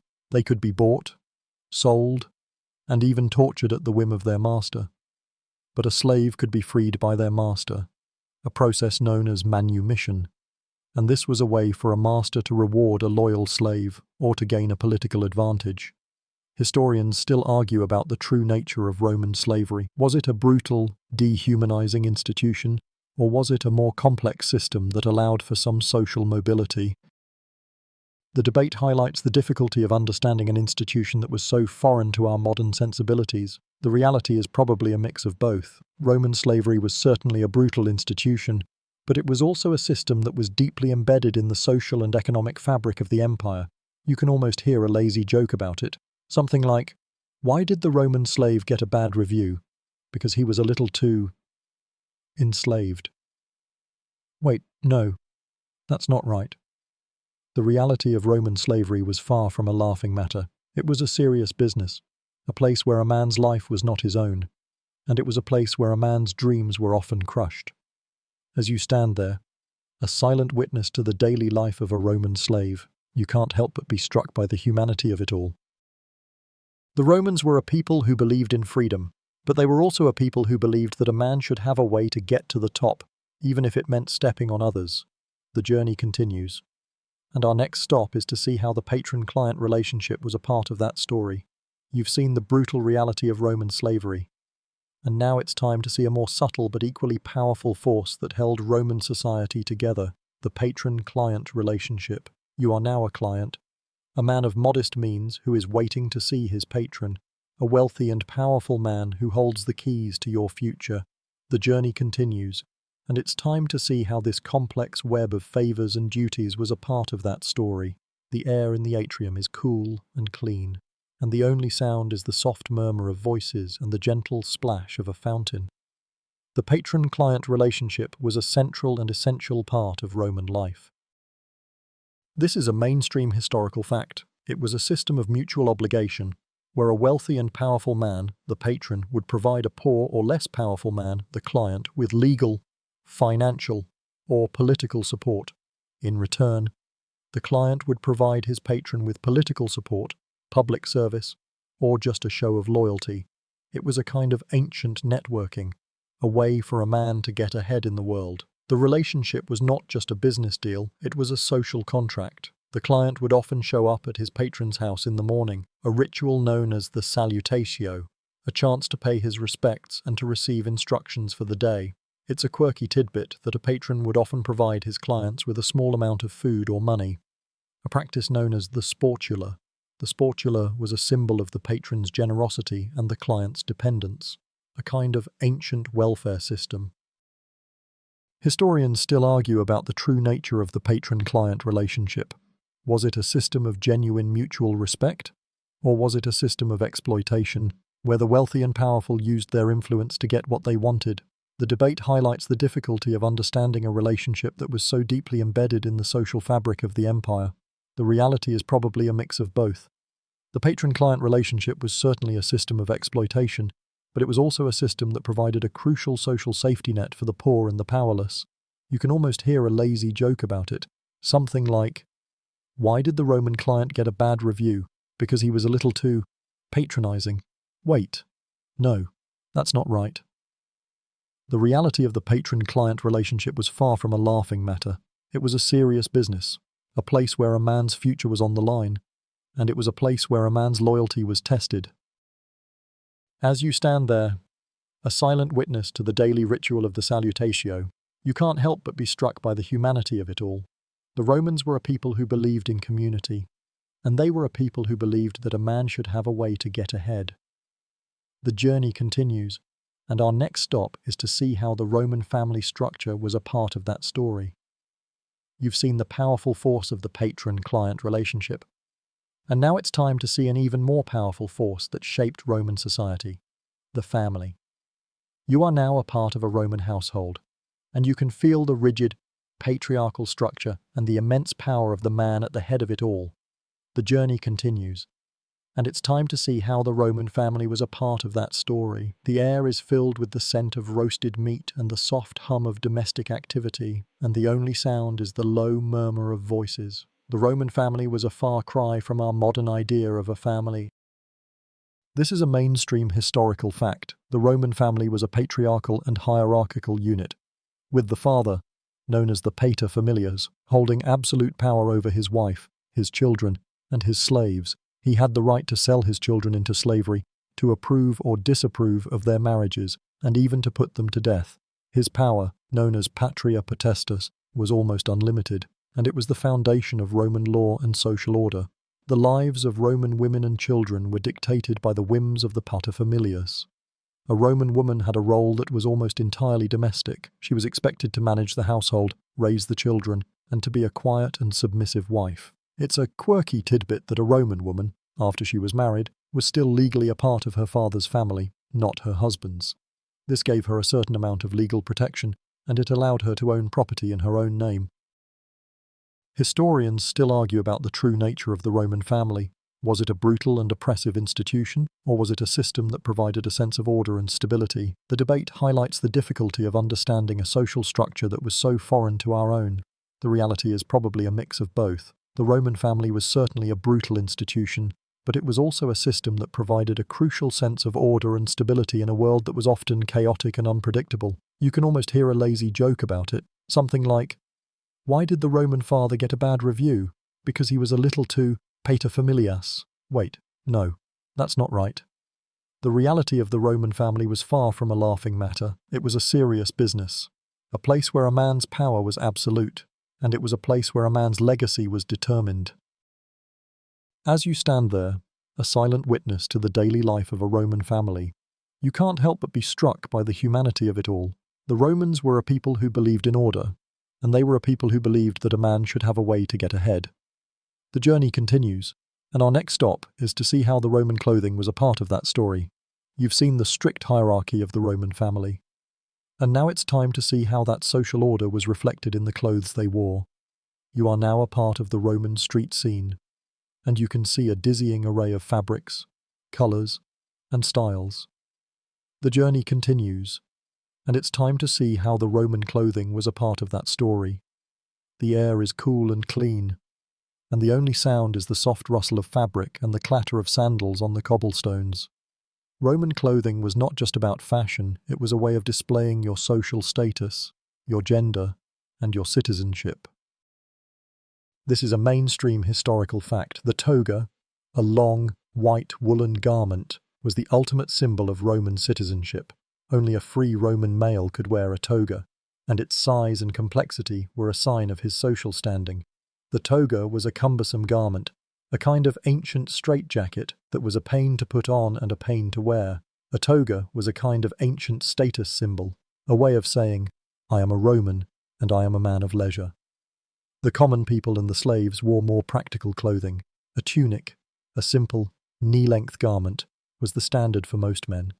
The colour of the tunic could also be a sign of social standing, with a purple stripe, or clavus, signifying a man of equestrian or senatorial rank. It's a quirky tidbit that a Roman woman's clothing was more varied and more colourful than a man's. They wore a long, ankle-length tunic called a stola, and a cloak called a palla. The colours and fabrics were a way for a woman to express her personal style and her wealth. Historians still argue about the true nature of Roman fashion. Was it a system of social control, a way for the wealthy and powerful to set themselves apart, or was it a system of personal expression, a way for a person to show off their unique style? The debate highlights the difficulty of understanding a social ritual that was so deeply embedded in the daily life of the empire. The reality is probably a mix of both.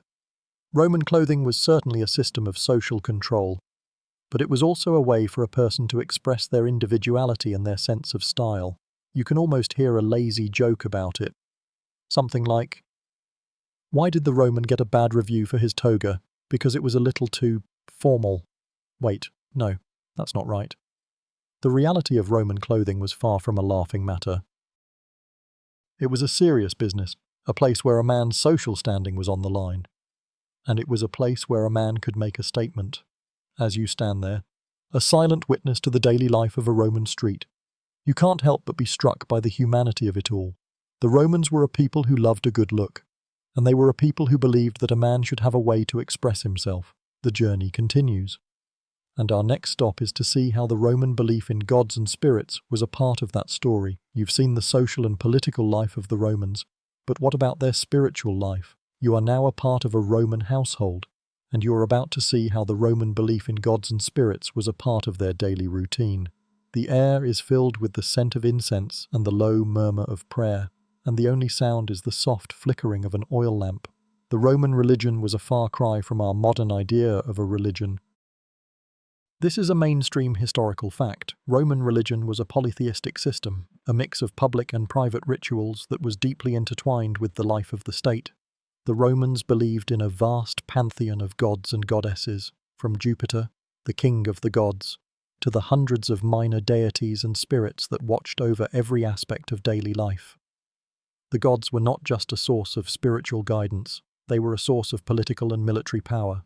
A Roman general would often consult with a priest before a battle, and a Roman emperor would often perform a ritual to ensure the gods were on his side. The Roman religion was also a deeply personal affair. It's a quirky tidbit that a Roman household would have its own shrine, or lararium, a small, personal altar where the family would offer prayers and sacrifices to the household gods, or lares. The lares were the spirits of the ancestors, and they were believed to watch over the family and to protect them from harm. The daily ritual of offering a small amount of food or wine to the lares was a way for a family to show their respect for their ancestors and to ensure their continued protection. Historians still argue about the true nature of Roman religiosity. Was it a system of genuine belief, or was it just a way for the wealthy and powerful to maintain social order? The debate highlights the difficulty of understanding a belief system that was so different from our own. The reality is probably a mix of both. The Roman religion was certainly a system of social control, but it was also a way for a Roman to find a sense of comfort and a sense of order in a world that was often chaotic and unpredictable. You can almost hear a lazy joke about it. Something like, "Why did the Roman priest get a bad review? Because his sermon was a little too divine. Wait, no, that's not right." The reality of Roman religion was far from a laughing matter. It was a serious business, a place where a man's fate was on the line. And it was a place where a man could find a sense of meaning. As you stand there, a silent witness to the daily ritual of a Roman family, you can't help but be struck by the humanity of it all. The Romans were a people who believed in a higher power, and they were a people who believed that a man should have a way to find his way. The journey continues, and our next stop is to see how the spread of Christianity was a part of that story. You've seen the intricate polytheism of Roman religion, but a new, quiet force is beginning to spread through the empire, Christianity. You are now a part of this movement, a silent observer in a small, hidden meeting place. And you can feel the sense of community and the quiet defiance. The journey continues, and it's time to see how the spread of Christianity was a part of that story. The air is cool and still, and the only sound is the soft murmur of voices and the quiet flickering of an oil lamp. Christianity was a far cry from the public, ritualized religion of the Romans. This is a mainstream historical fact. Christianity was a monotheistic religion, a belief in a single, all-powerful God, and it was a religion that was based on the principles of faith, charity, and love. The early Christians were often persecuted by the Roman state, and they were often forced to meet in secret, in the catacombs or in private homes. The Christians refused to worship the Roman gods or to participate in the imperial cult, and this was seen as a sign of disloyalty to the state. The early Christians were a community of the poor, the powerless, and the enslaved. It's a quirky tidbit that the early Christian communities were often a mix of people from every social class, from the wealthy patrician who converted in secret to the slave who found a sense of hope in the new religion. The Christian message of salvation and eternal life was a powerful one, and it was a message that resonated with the poor and the powerless. Historians still argue about the true reasons for the spread of Christianity. Was it the appeal of its message of salvation and eternal life, or was it the organized structure of the Christian church that allowed it to spread so quickly? The debate highlights the difficulty of understanding a social and cultural phenomenon that was so complex and so vast. The reality is probably a mix of both. The Christian message was a powerful one, but the Christian church was also a highly organized and disciplined institution that was able to spread its message to every corner of the Roman Empire. You can almost hear a lazy joke about it. Something like, "Why did the Roman emperor get a bad review? Because he was a little too un-Christian." Wait, no, that's not right. The reality of the spread of Christianity was far from a laughing matter. It was a serious business, a place where a man's faith was on the line, and it was a place where a man could find a sense of meaning. As you stand there, a silent witness to the early Christian community, you can't help but be struck by the humanity of it all. The Romans were a people who believed in a higher power, and they were a people who believed that a man should have a way to find his way. The journey continues, and our next stop is to see how the Roman Empire began to decline. You've seen the rise of a new religion, a quiet but powerful force that would one day change the world, but now it's time to see the slow, grinding decline of the very empire that once seemed invincible. You are no longer a spectator in a world of power and glory, you are a silent observer in a world that is starting to fall apart. The journey continues, and it's time to see how the Roman Empire began to decline. The air is thick with a sense of unease, and the only sound is the low murmur of discontent and the distant tramp of a restless army. The decline of the Roman Empire was not a single event but a long, slow process that unfolded over centuries. This is a mainstream historical fact. The decline was a mix of political instability, economic problems, and military overreach. The emperors were constantly being overthrown and replaced. The economy was in a state of constant crisis, and the borders of the empire were under attack from all sides. The Roman military, once a source of strength, was now a source of weakness. It was stretched thin, and it was constantly fighting to hold back the tide of barbarian invasions. The Roman people, once a source of strength, were now a source of weakness. The plague had decimated the population, and the apathetic public was no longer willing to fight and die for an empire that seemed to have forgotten them. It's a quirky tidbit that the Roman Empire was not just attacked from the outside, it was also collapsing from within. The Roman elite, once a source of strength, were now a source of weakness. They were more interested in their own wealth and power than they were in the good of the empire, and they were constantly fighting among themselves. Historians still argue about the true cause of the Roman Empire's decline. Was it a single, cataclysmic event, or was it a long, slow process of decay? The debate highlights the difficulty of understanding a historical event that was so complex and so vast. The reality is probably a mix of both. The Roman Empire was a victim of its own success, a victim of its own size, and a victim of its own arrogance.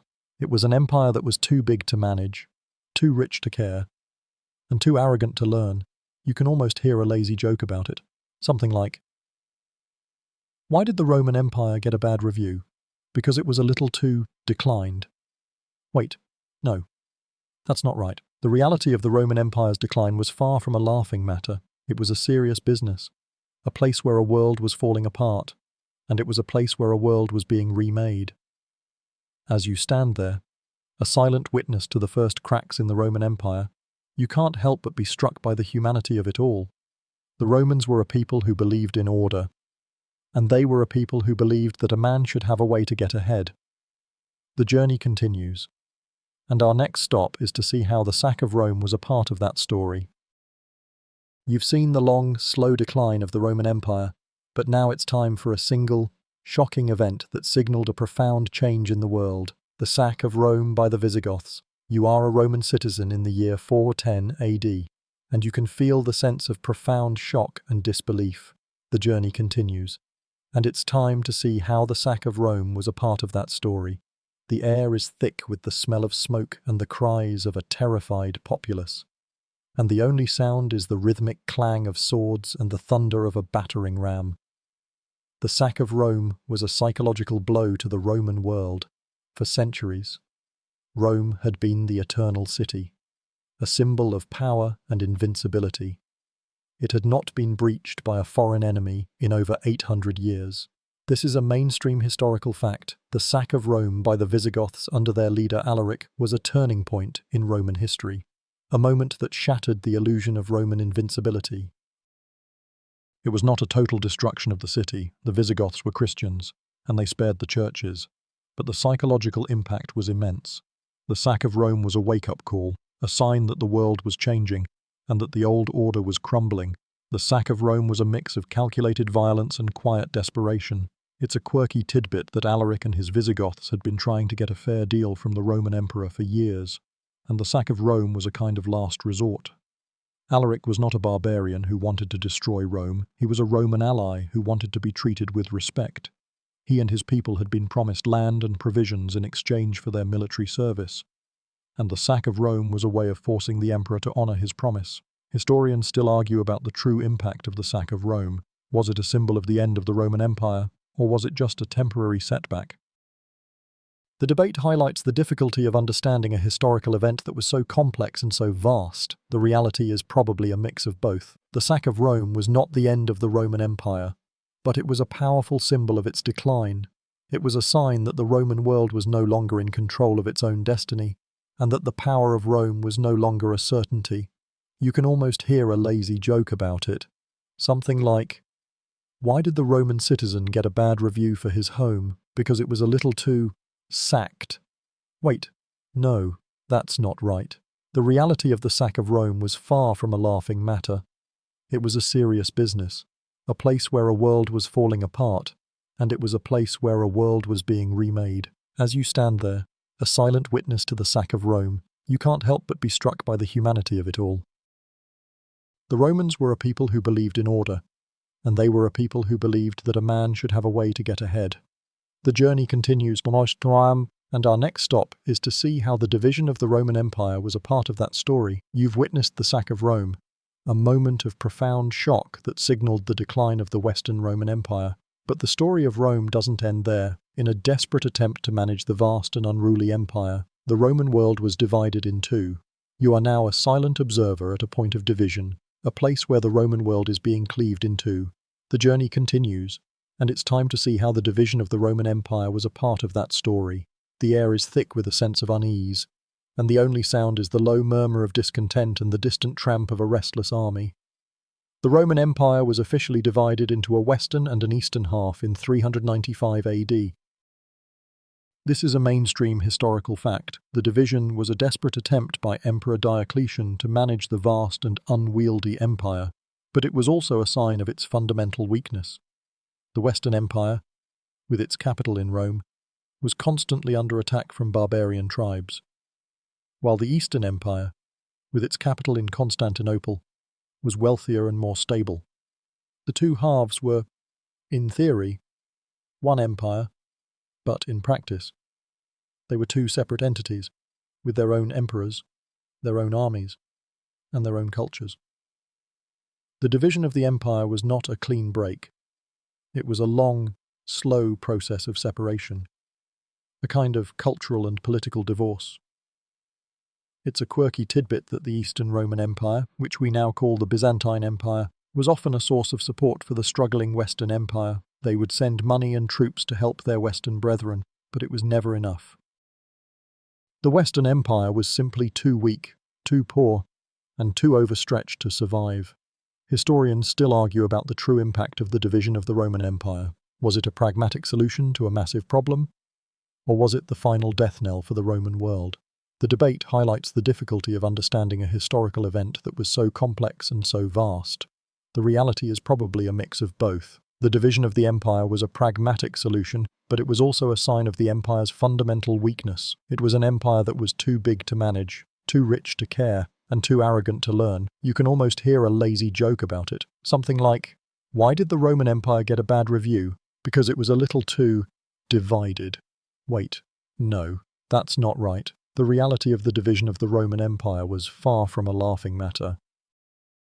It was a serious business, a place where a world was falling apart, and it was a place where a world was being remade.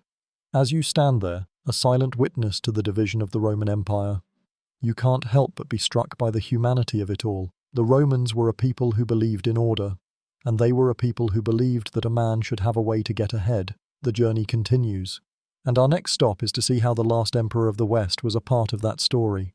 You've seen the division of the Roman Empire, a long, slow process that signaled the beginning of the end for the Western half. And now, you are a silent observer at a moment that is both a historical footnote and a profound turning point, the deposition of the last emperor of the West. The journey continues, and it's time to see how the last emperor of the West was a part of that story. The air is thick with a sense of resignation, and the only sound is the low murmur of a world that is giving up. The last emperor of the Western Roman Empire was a young man named Romulus Augustulus. He was a child, a puppet king who had been placed on the throne by his father, a general. In 476 AD, he was deposed by a barbarian general named Odoacer. This is a mainstream historical fact. The deposition of Romulus Augustulus is often considered the symbolic end of the Western Roman Empire. Odoacer did not kill the young emperor. He simply sent him into retirement, with a pension and a quiet life. The barbarian general was now the ruler of Italy, and the Roman Empire in the West was no more. The end of the Roman Empire was not a glorious, dramatic event. It was a quiet, almost anticlimactic moment. It's a quirky tidbit that Romulus Augustulus was given his name, which means Little Augustus, as a kind of joke. He was a symbol of the decline of the empire, a child with the name of a great emperor, a kind of sad, pathetic joke. He was a perfect symbol for an empire that had been reduced to a shadow of its former self. Historians still argue about the true significance of the deposition of Romulus Augustulus. Was it a real end of the Roman Empire, or was it just a minor event in a long, slow process of decay? The debate highlights the difficulty of understanding a historical event that was so complex and so vast. The reality is probably a mix of both. The deposition of Romulus Augustulus was not the end of the Roman Empire, but it was a powerful symbol of its end. It was a sign that the Roman world was no longer in control of its own destiny, and that the power of Rome was no longer a certainty. You can almost hear a lazy joke about it, something like, "Why did the Roman emperor get a bad review? Because he was a little too deposed." Wait, no, that's not right. The reality of the deposition of Romulus Augustulus was far from a laughing matter. It was a serious business, a place where a world was falling apart, and it was a place where a world was being remade. As you stand there, a silent witness to the end of the Roman Empire, you can't help but be struck by the humanity of it all. The Romans were a people who believed in order, and they were a people who believed that a man should have a way to get ahead. The journey continues. And our next stop is to see how the Byzantine Empire was a part of that story. You've witnessed the quiet, almost pathetic end of the Western Roman Empire, but the story of Rome doesn't end in the West. The Eastern Roman Empire, with its capital in Constantinople, carried on for another 1,000 years. You are now a silent observer in this new, vibrant, and fascinating world. The journey continues, and it's time to see how the Byzantine continuation was a part of that story. The air is filled with the scent of spices and the sound of 1,000 languages. And the only sound is the low murmur of a world that is still very much alive. The Byzantine Empire was a continuation of the Roman Empire, but it was also a new and distinct civilization. This is a mainstream historical fact. The Byzantines saw themselves as Romans, and they continued to use the title of emperor, but their language was Greek, their religion was Eastern Orthodox Christianity, and their culture was a unique mix of Roman, Greek, and Middle Eastern influences. The Byzantines were the guardians of Roman law, Greek philosophy, and Christian theology, and they were the last bastion of the ancient world. The Byzantine Empire was a source of strength in a world that was falling apart. It's a quirky tidbit that the Byzantines were the first civilization to use a secret weapon known as Greek fire, a kind of ancient napalm that could be used to set fire to enemy ships and fortifications. The secret to Greek fire was so closely guarded that it was lost to history, and we still don't know exactly how it was made. The Byzantines were a people who were both a part of the past and a part of the future. Historians still argue about the true nature of the Byzantine Empire. Was it a continuation of the Roman Empire, or was it a new and distinct civilization? The debate highlights the difficulty of understanding a civilization that was so complex and so vast. The reality is probably a mix of both. The Byzantine Empire was certainly a continuation of the Roman Empire, but it was also a new and distinct civilization that was a source of light in a world that was falling into darkness. You can almost hear a lazy joke about it, something like, "Why did the Byzantine Empire get a good review? Because it was a little too continuing." Wait, no, that's not right. The reality of the Byzantine Empire was far from a laughing matter. It was a serious business, a place where a world was being remade, and it was a place where a world was being remembered. As you stand there, a silent witness to the Byzantine continuation, you can't help but be struck by the humanity of it all.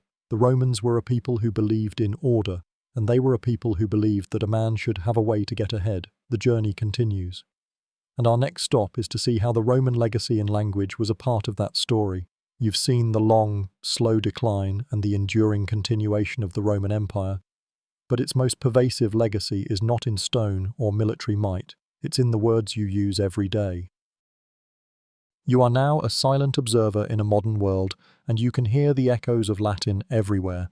The journey continues, and it's time to see how the Roman legacy in language was a part of that story. The air is filled with the sound of 1,000 languages, and the only sound is the low murmur of a world that is still very much alive. The Latin language, once the language of a small city-state, became the language of a vast empire. This is a mainstream historical fact. Latin is the direct ancestor of a group of languages known as the Romance languages, including Spanish, French, Italian, Portuguese, and Romanian. A person who speaks one of these languages can often understand a few words or phrases of another, a testament to their shared Latin roots. The Roman legacy in language is a testament to the power of a shared culture and a shared history. The influence of Latin is not just in the Romance languages, it's also in English, a language that is a mix of Germanic, French, and Latin influences. It's a quirky tidbit that a great many English words, particularly those related to law, science, and medicine, have Latin roots. The words legal, medical, and scientific all come from Latin, a testament to the Roman love of order and their intellectual prowess. Latin is a kind of hidden language, a kind of ghost in the machine that is our modern world. Historians still argue about the true nature of Vulgar Latin, the spoken language of the Roman people, and how it evolved into the Romance languages. Was it a gradual, organic process? Or was it a series of rapid changes that were influenced by the local languages of the conquered peoples? The debate highlights the difficulty of understanding a process that was so complex and so vast. The reality is probably a mix of both. The Roman people spoke a version of Latin that was constantly changing, and that change was influenced by the people they conquered. You can almost hear a lazy joke about it. Something like, why did the Roman get a bad review for his Latin? Because it was a little too ancient. Wait, no, that's not right. The reality of the Roman legacy in language was far from a laughing matter. It was a serious business, a place where a man's words could change the world, and it was a place where a man's language could live forever. As you stand there, a silent witness to the Roman legacy in language, you can't help but be struck by the humanity of it all. The Romans were a people who believed in the power of a good word, and they were a people who believed that a man should have a way to speak his mind. The journey continues, and our next stop is to see how the Roman legacy in law was a part of that story. You've seen the pervasive legacy of Latin in language, and now it's time to see how the Roman legacy in law was a part of that story. You are now a silent observer in a modern courtroom, and you can see the echoes of Roman law everywhere. The journey continues, and it's time to see how the Roman legacy in law was a part of that story. The air is cool and still, and the only sound is the low murmur of voices and the soft rustle of paper. Roman law was a complex and sophisticated system that was a marvel of ancient jurisprudence. This is a mainstream historical fact. Roman legal principles, such as the presumption of innocence, the right to a legal defense, and the concept of a codified law, are the foundation of many modern legal systems. The Romans were the first to create a comprehensive system of public and private law, and their legal texts, such as the 12 Tables and the Corpus Juris Civilis, are still studied by legal scholars today. The Roman legal system was not just a set of rules, it was a way of life. It was a quirky tidbit that a Roman citizen could sue a man for a wide variety of offences, from a broken contract to a public insult. The Roman legal system was a way of managing social conflicts and of ensuring that a man's rights were protected. It was a system that was both a source of order and a source of a little bit of chaos. Historians still argue about the true nature of Roman law. Was it a system of genuine justice? Or was it a system that was designed to protect the interests of the wealthy and powerful? The debate highlights the difficulty of understanding a legal system that was so deeply embedded in the social and political fabric of the empire. The reality is probably a mix of both.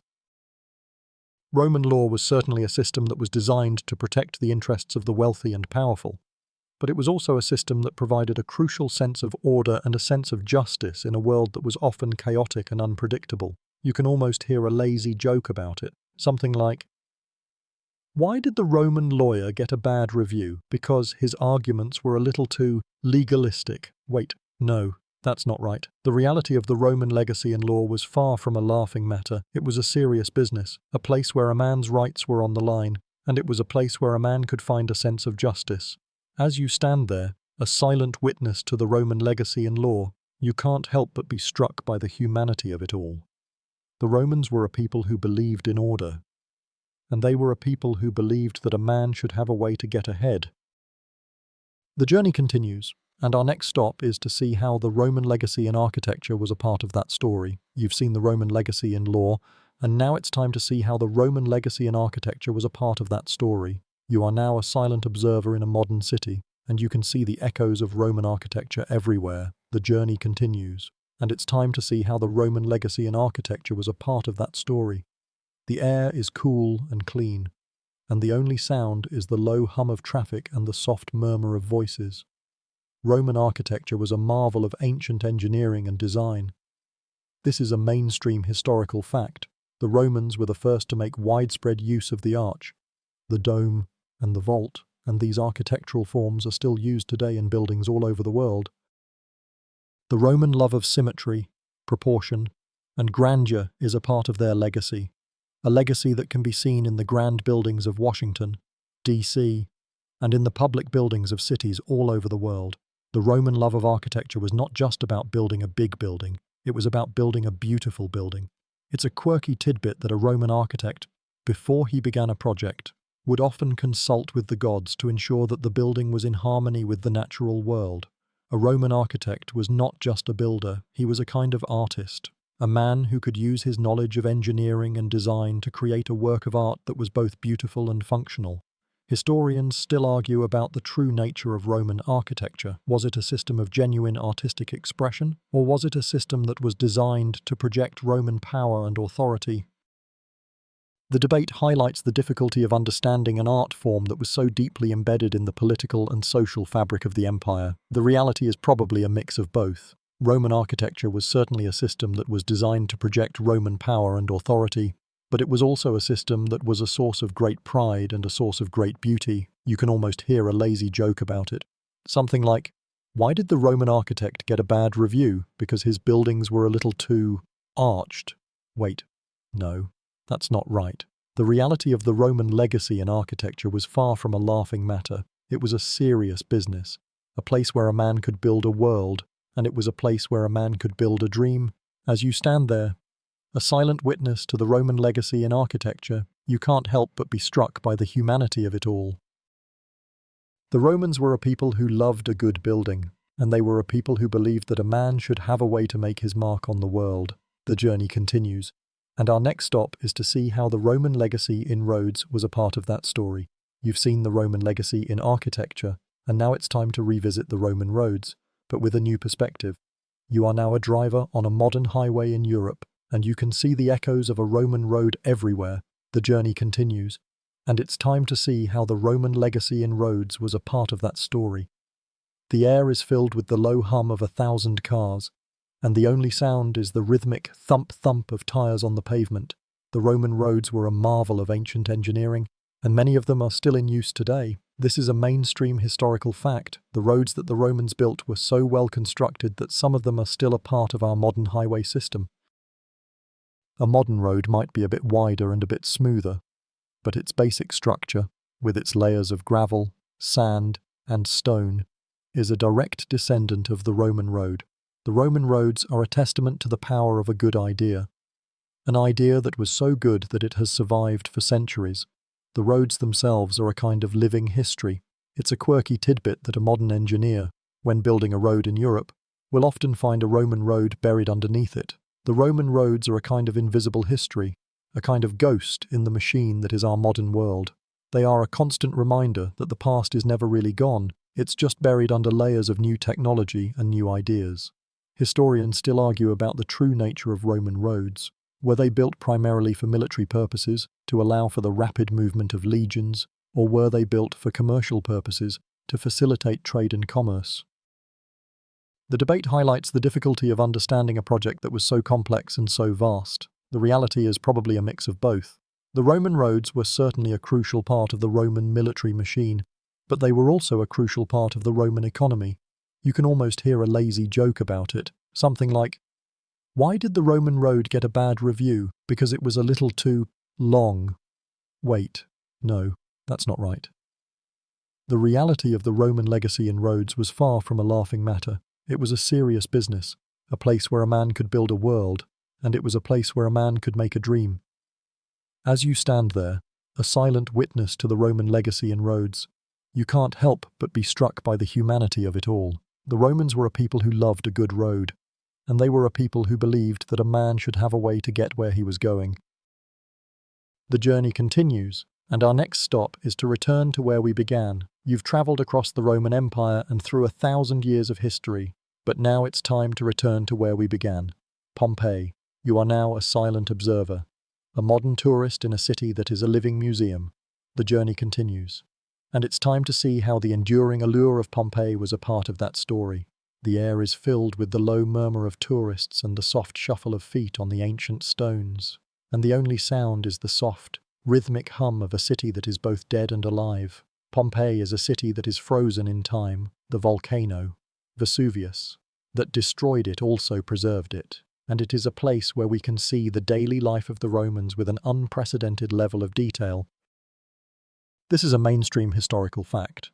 Pompeii is one of the best preserved archaeological sites in the world, and it is a place where we can see everything from the homes of the wealthy to the lives of the poor. It's a place where we can see the graffiti on the walls, the bakeries with their loaves of bread, and the brothels with their erotic frescoes. The allure of Pompeii is not just in its preservation, it's in its humanity. It's a quirky tidbit that a group of Roman archaeologists, in the 18th century, found a group of plaster casts of the victims of the volcano. The casts were made by pouring plaster into the voids left by the bodies in the hardened ash, and they are a kind of eerie, haunting monument to the lives that were lost in the eruption. The casts are a powerful reminder that the Romans were not just a people who built great buildings and roads, they were a people who lived and died, a people who had hopes and fears. Historians still argue about the true nature of the eruption of Vesuvius. Was it a single, cataclysmic event, or was it a series of smaller eruptions that unfolded over a period of hours or days? The debate highlights the difficulty of understanding a natural event that was so complex and so vast. The reality is probably a mix of both. The eruption was a powerful and terrifying event, but it was also a process that gave some people a chance to escape. You can almost hear a lazy joke about it. Something like, "Why did the Roman tourist get a bad review for his trip to Pompeii? Because it was a little too ashy."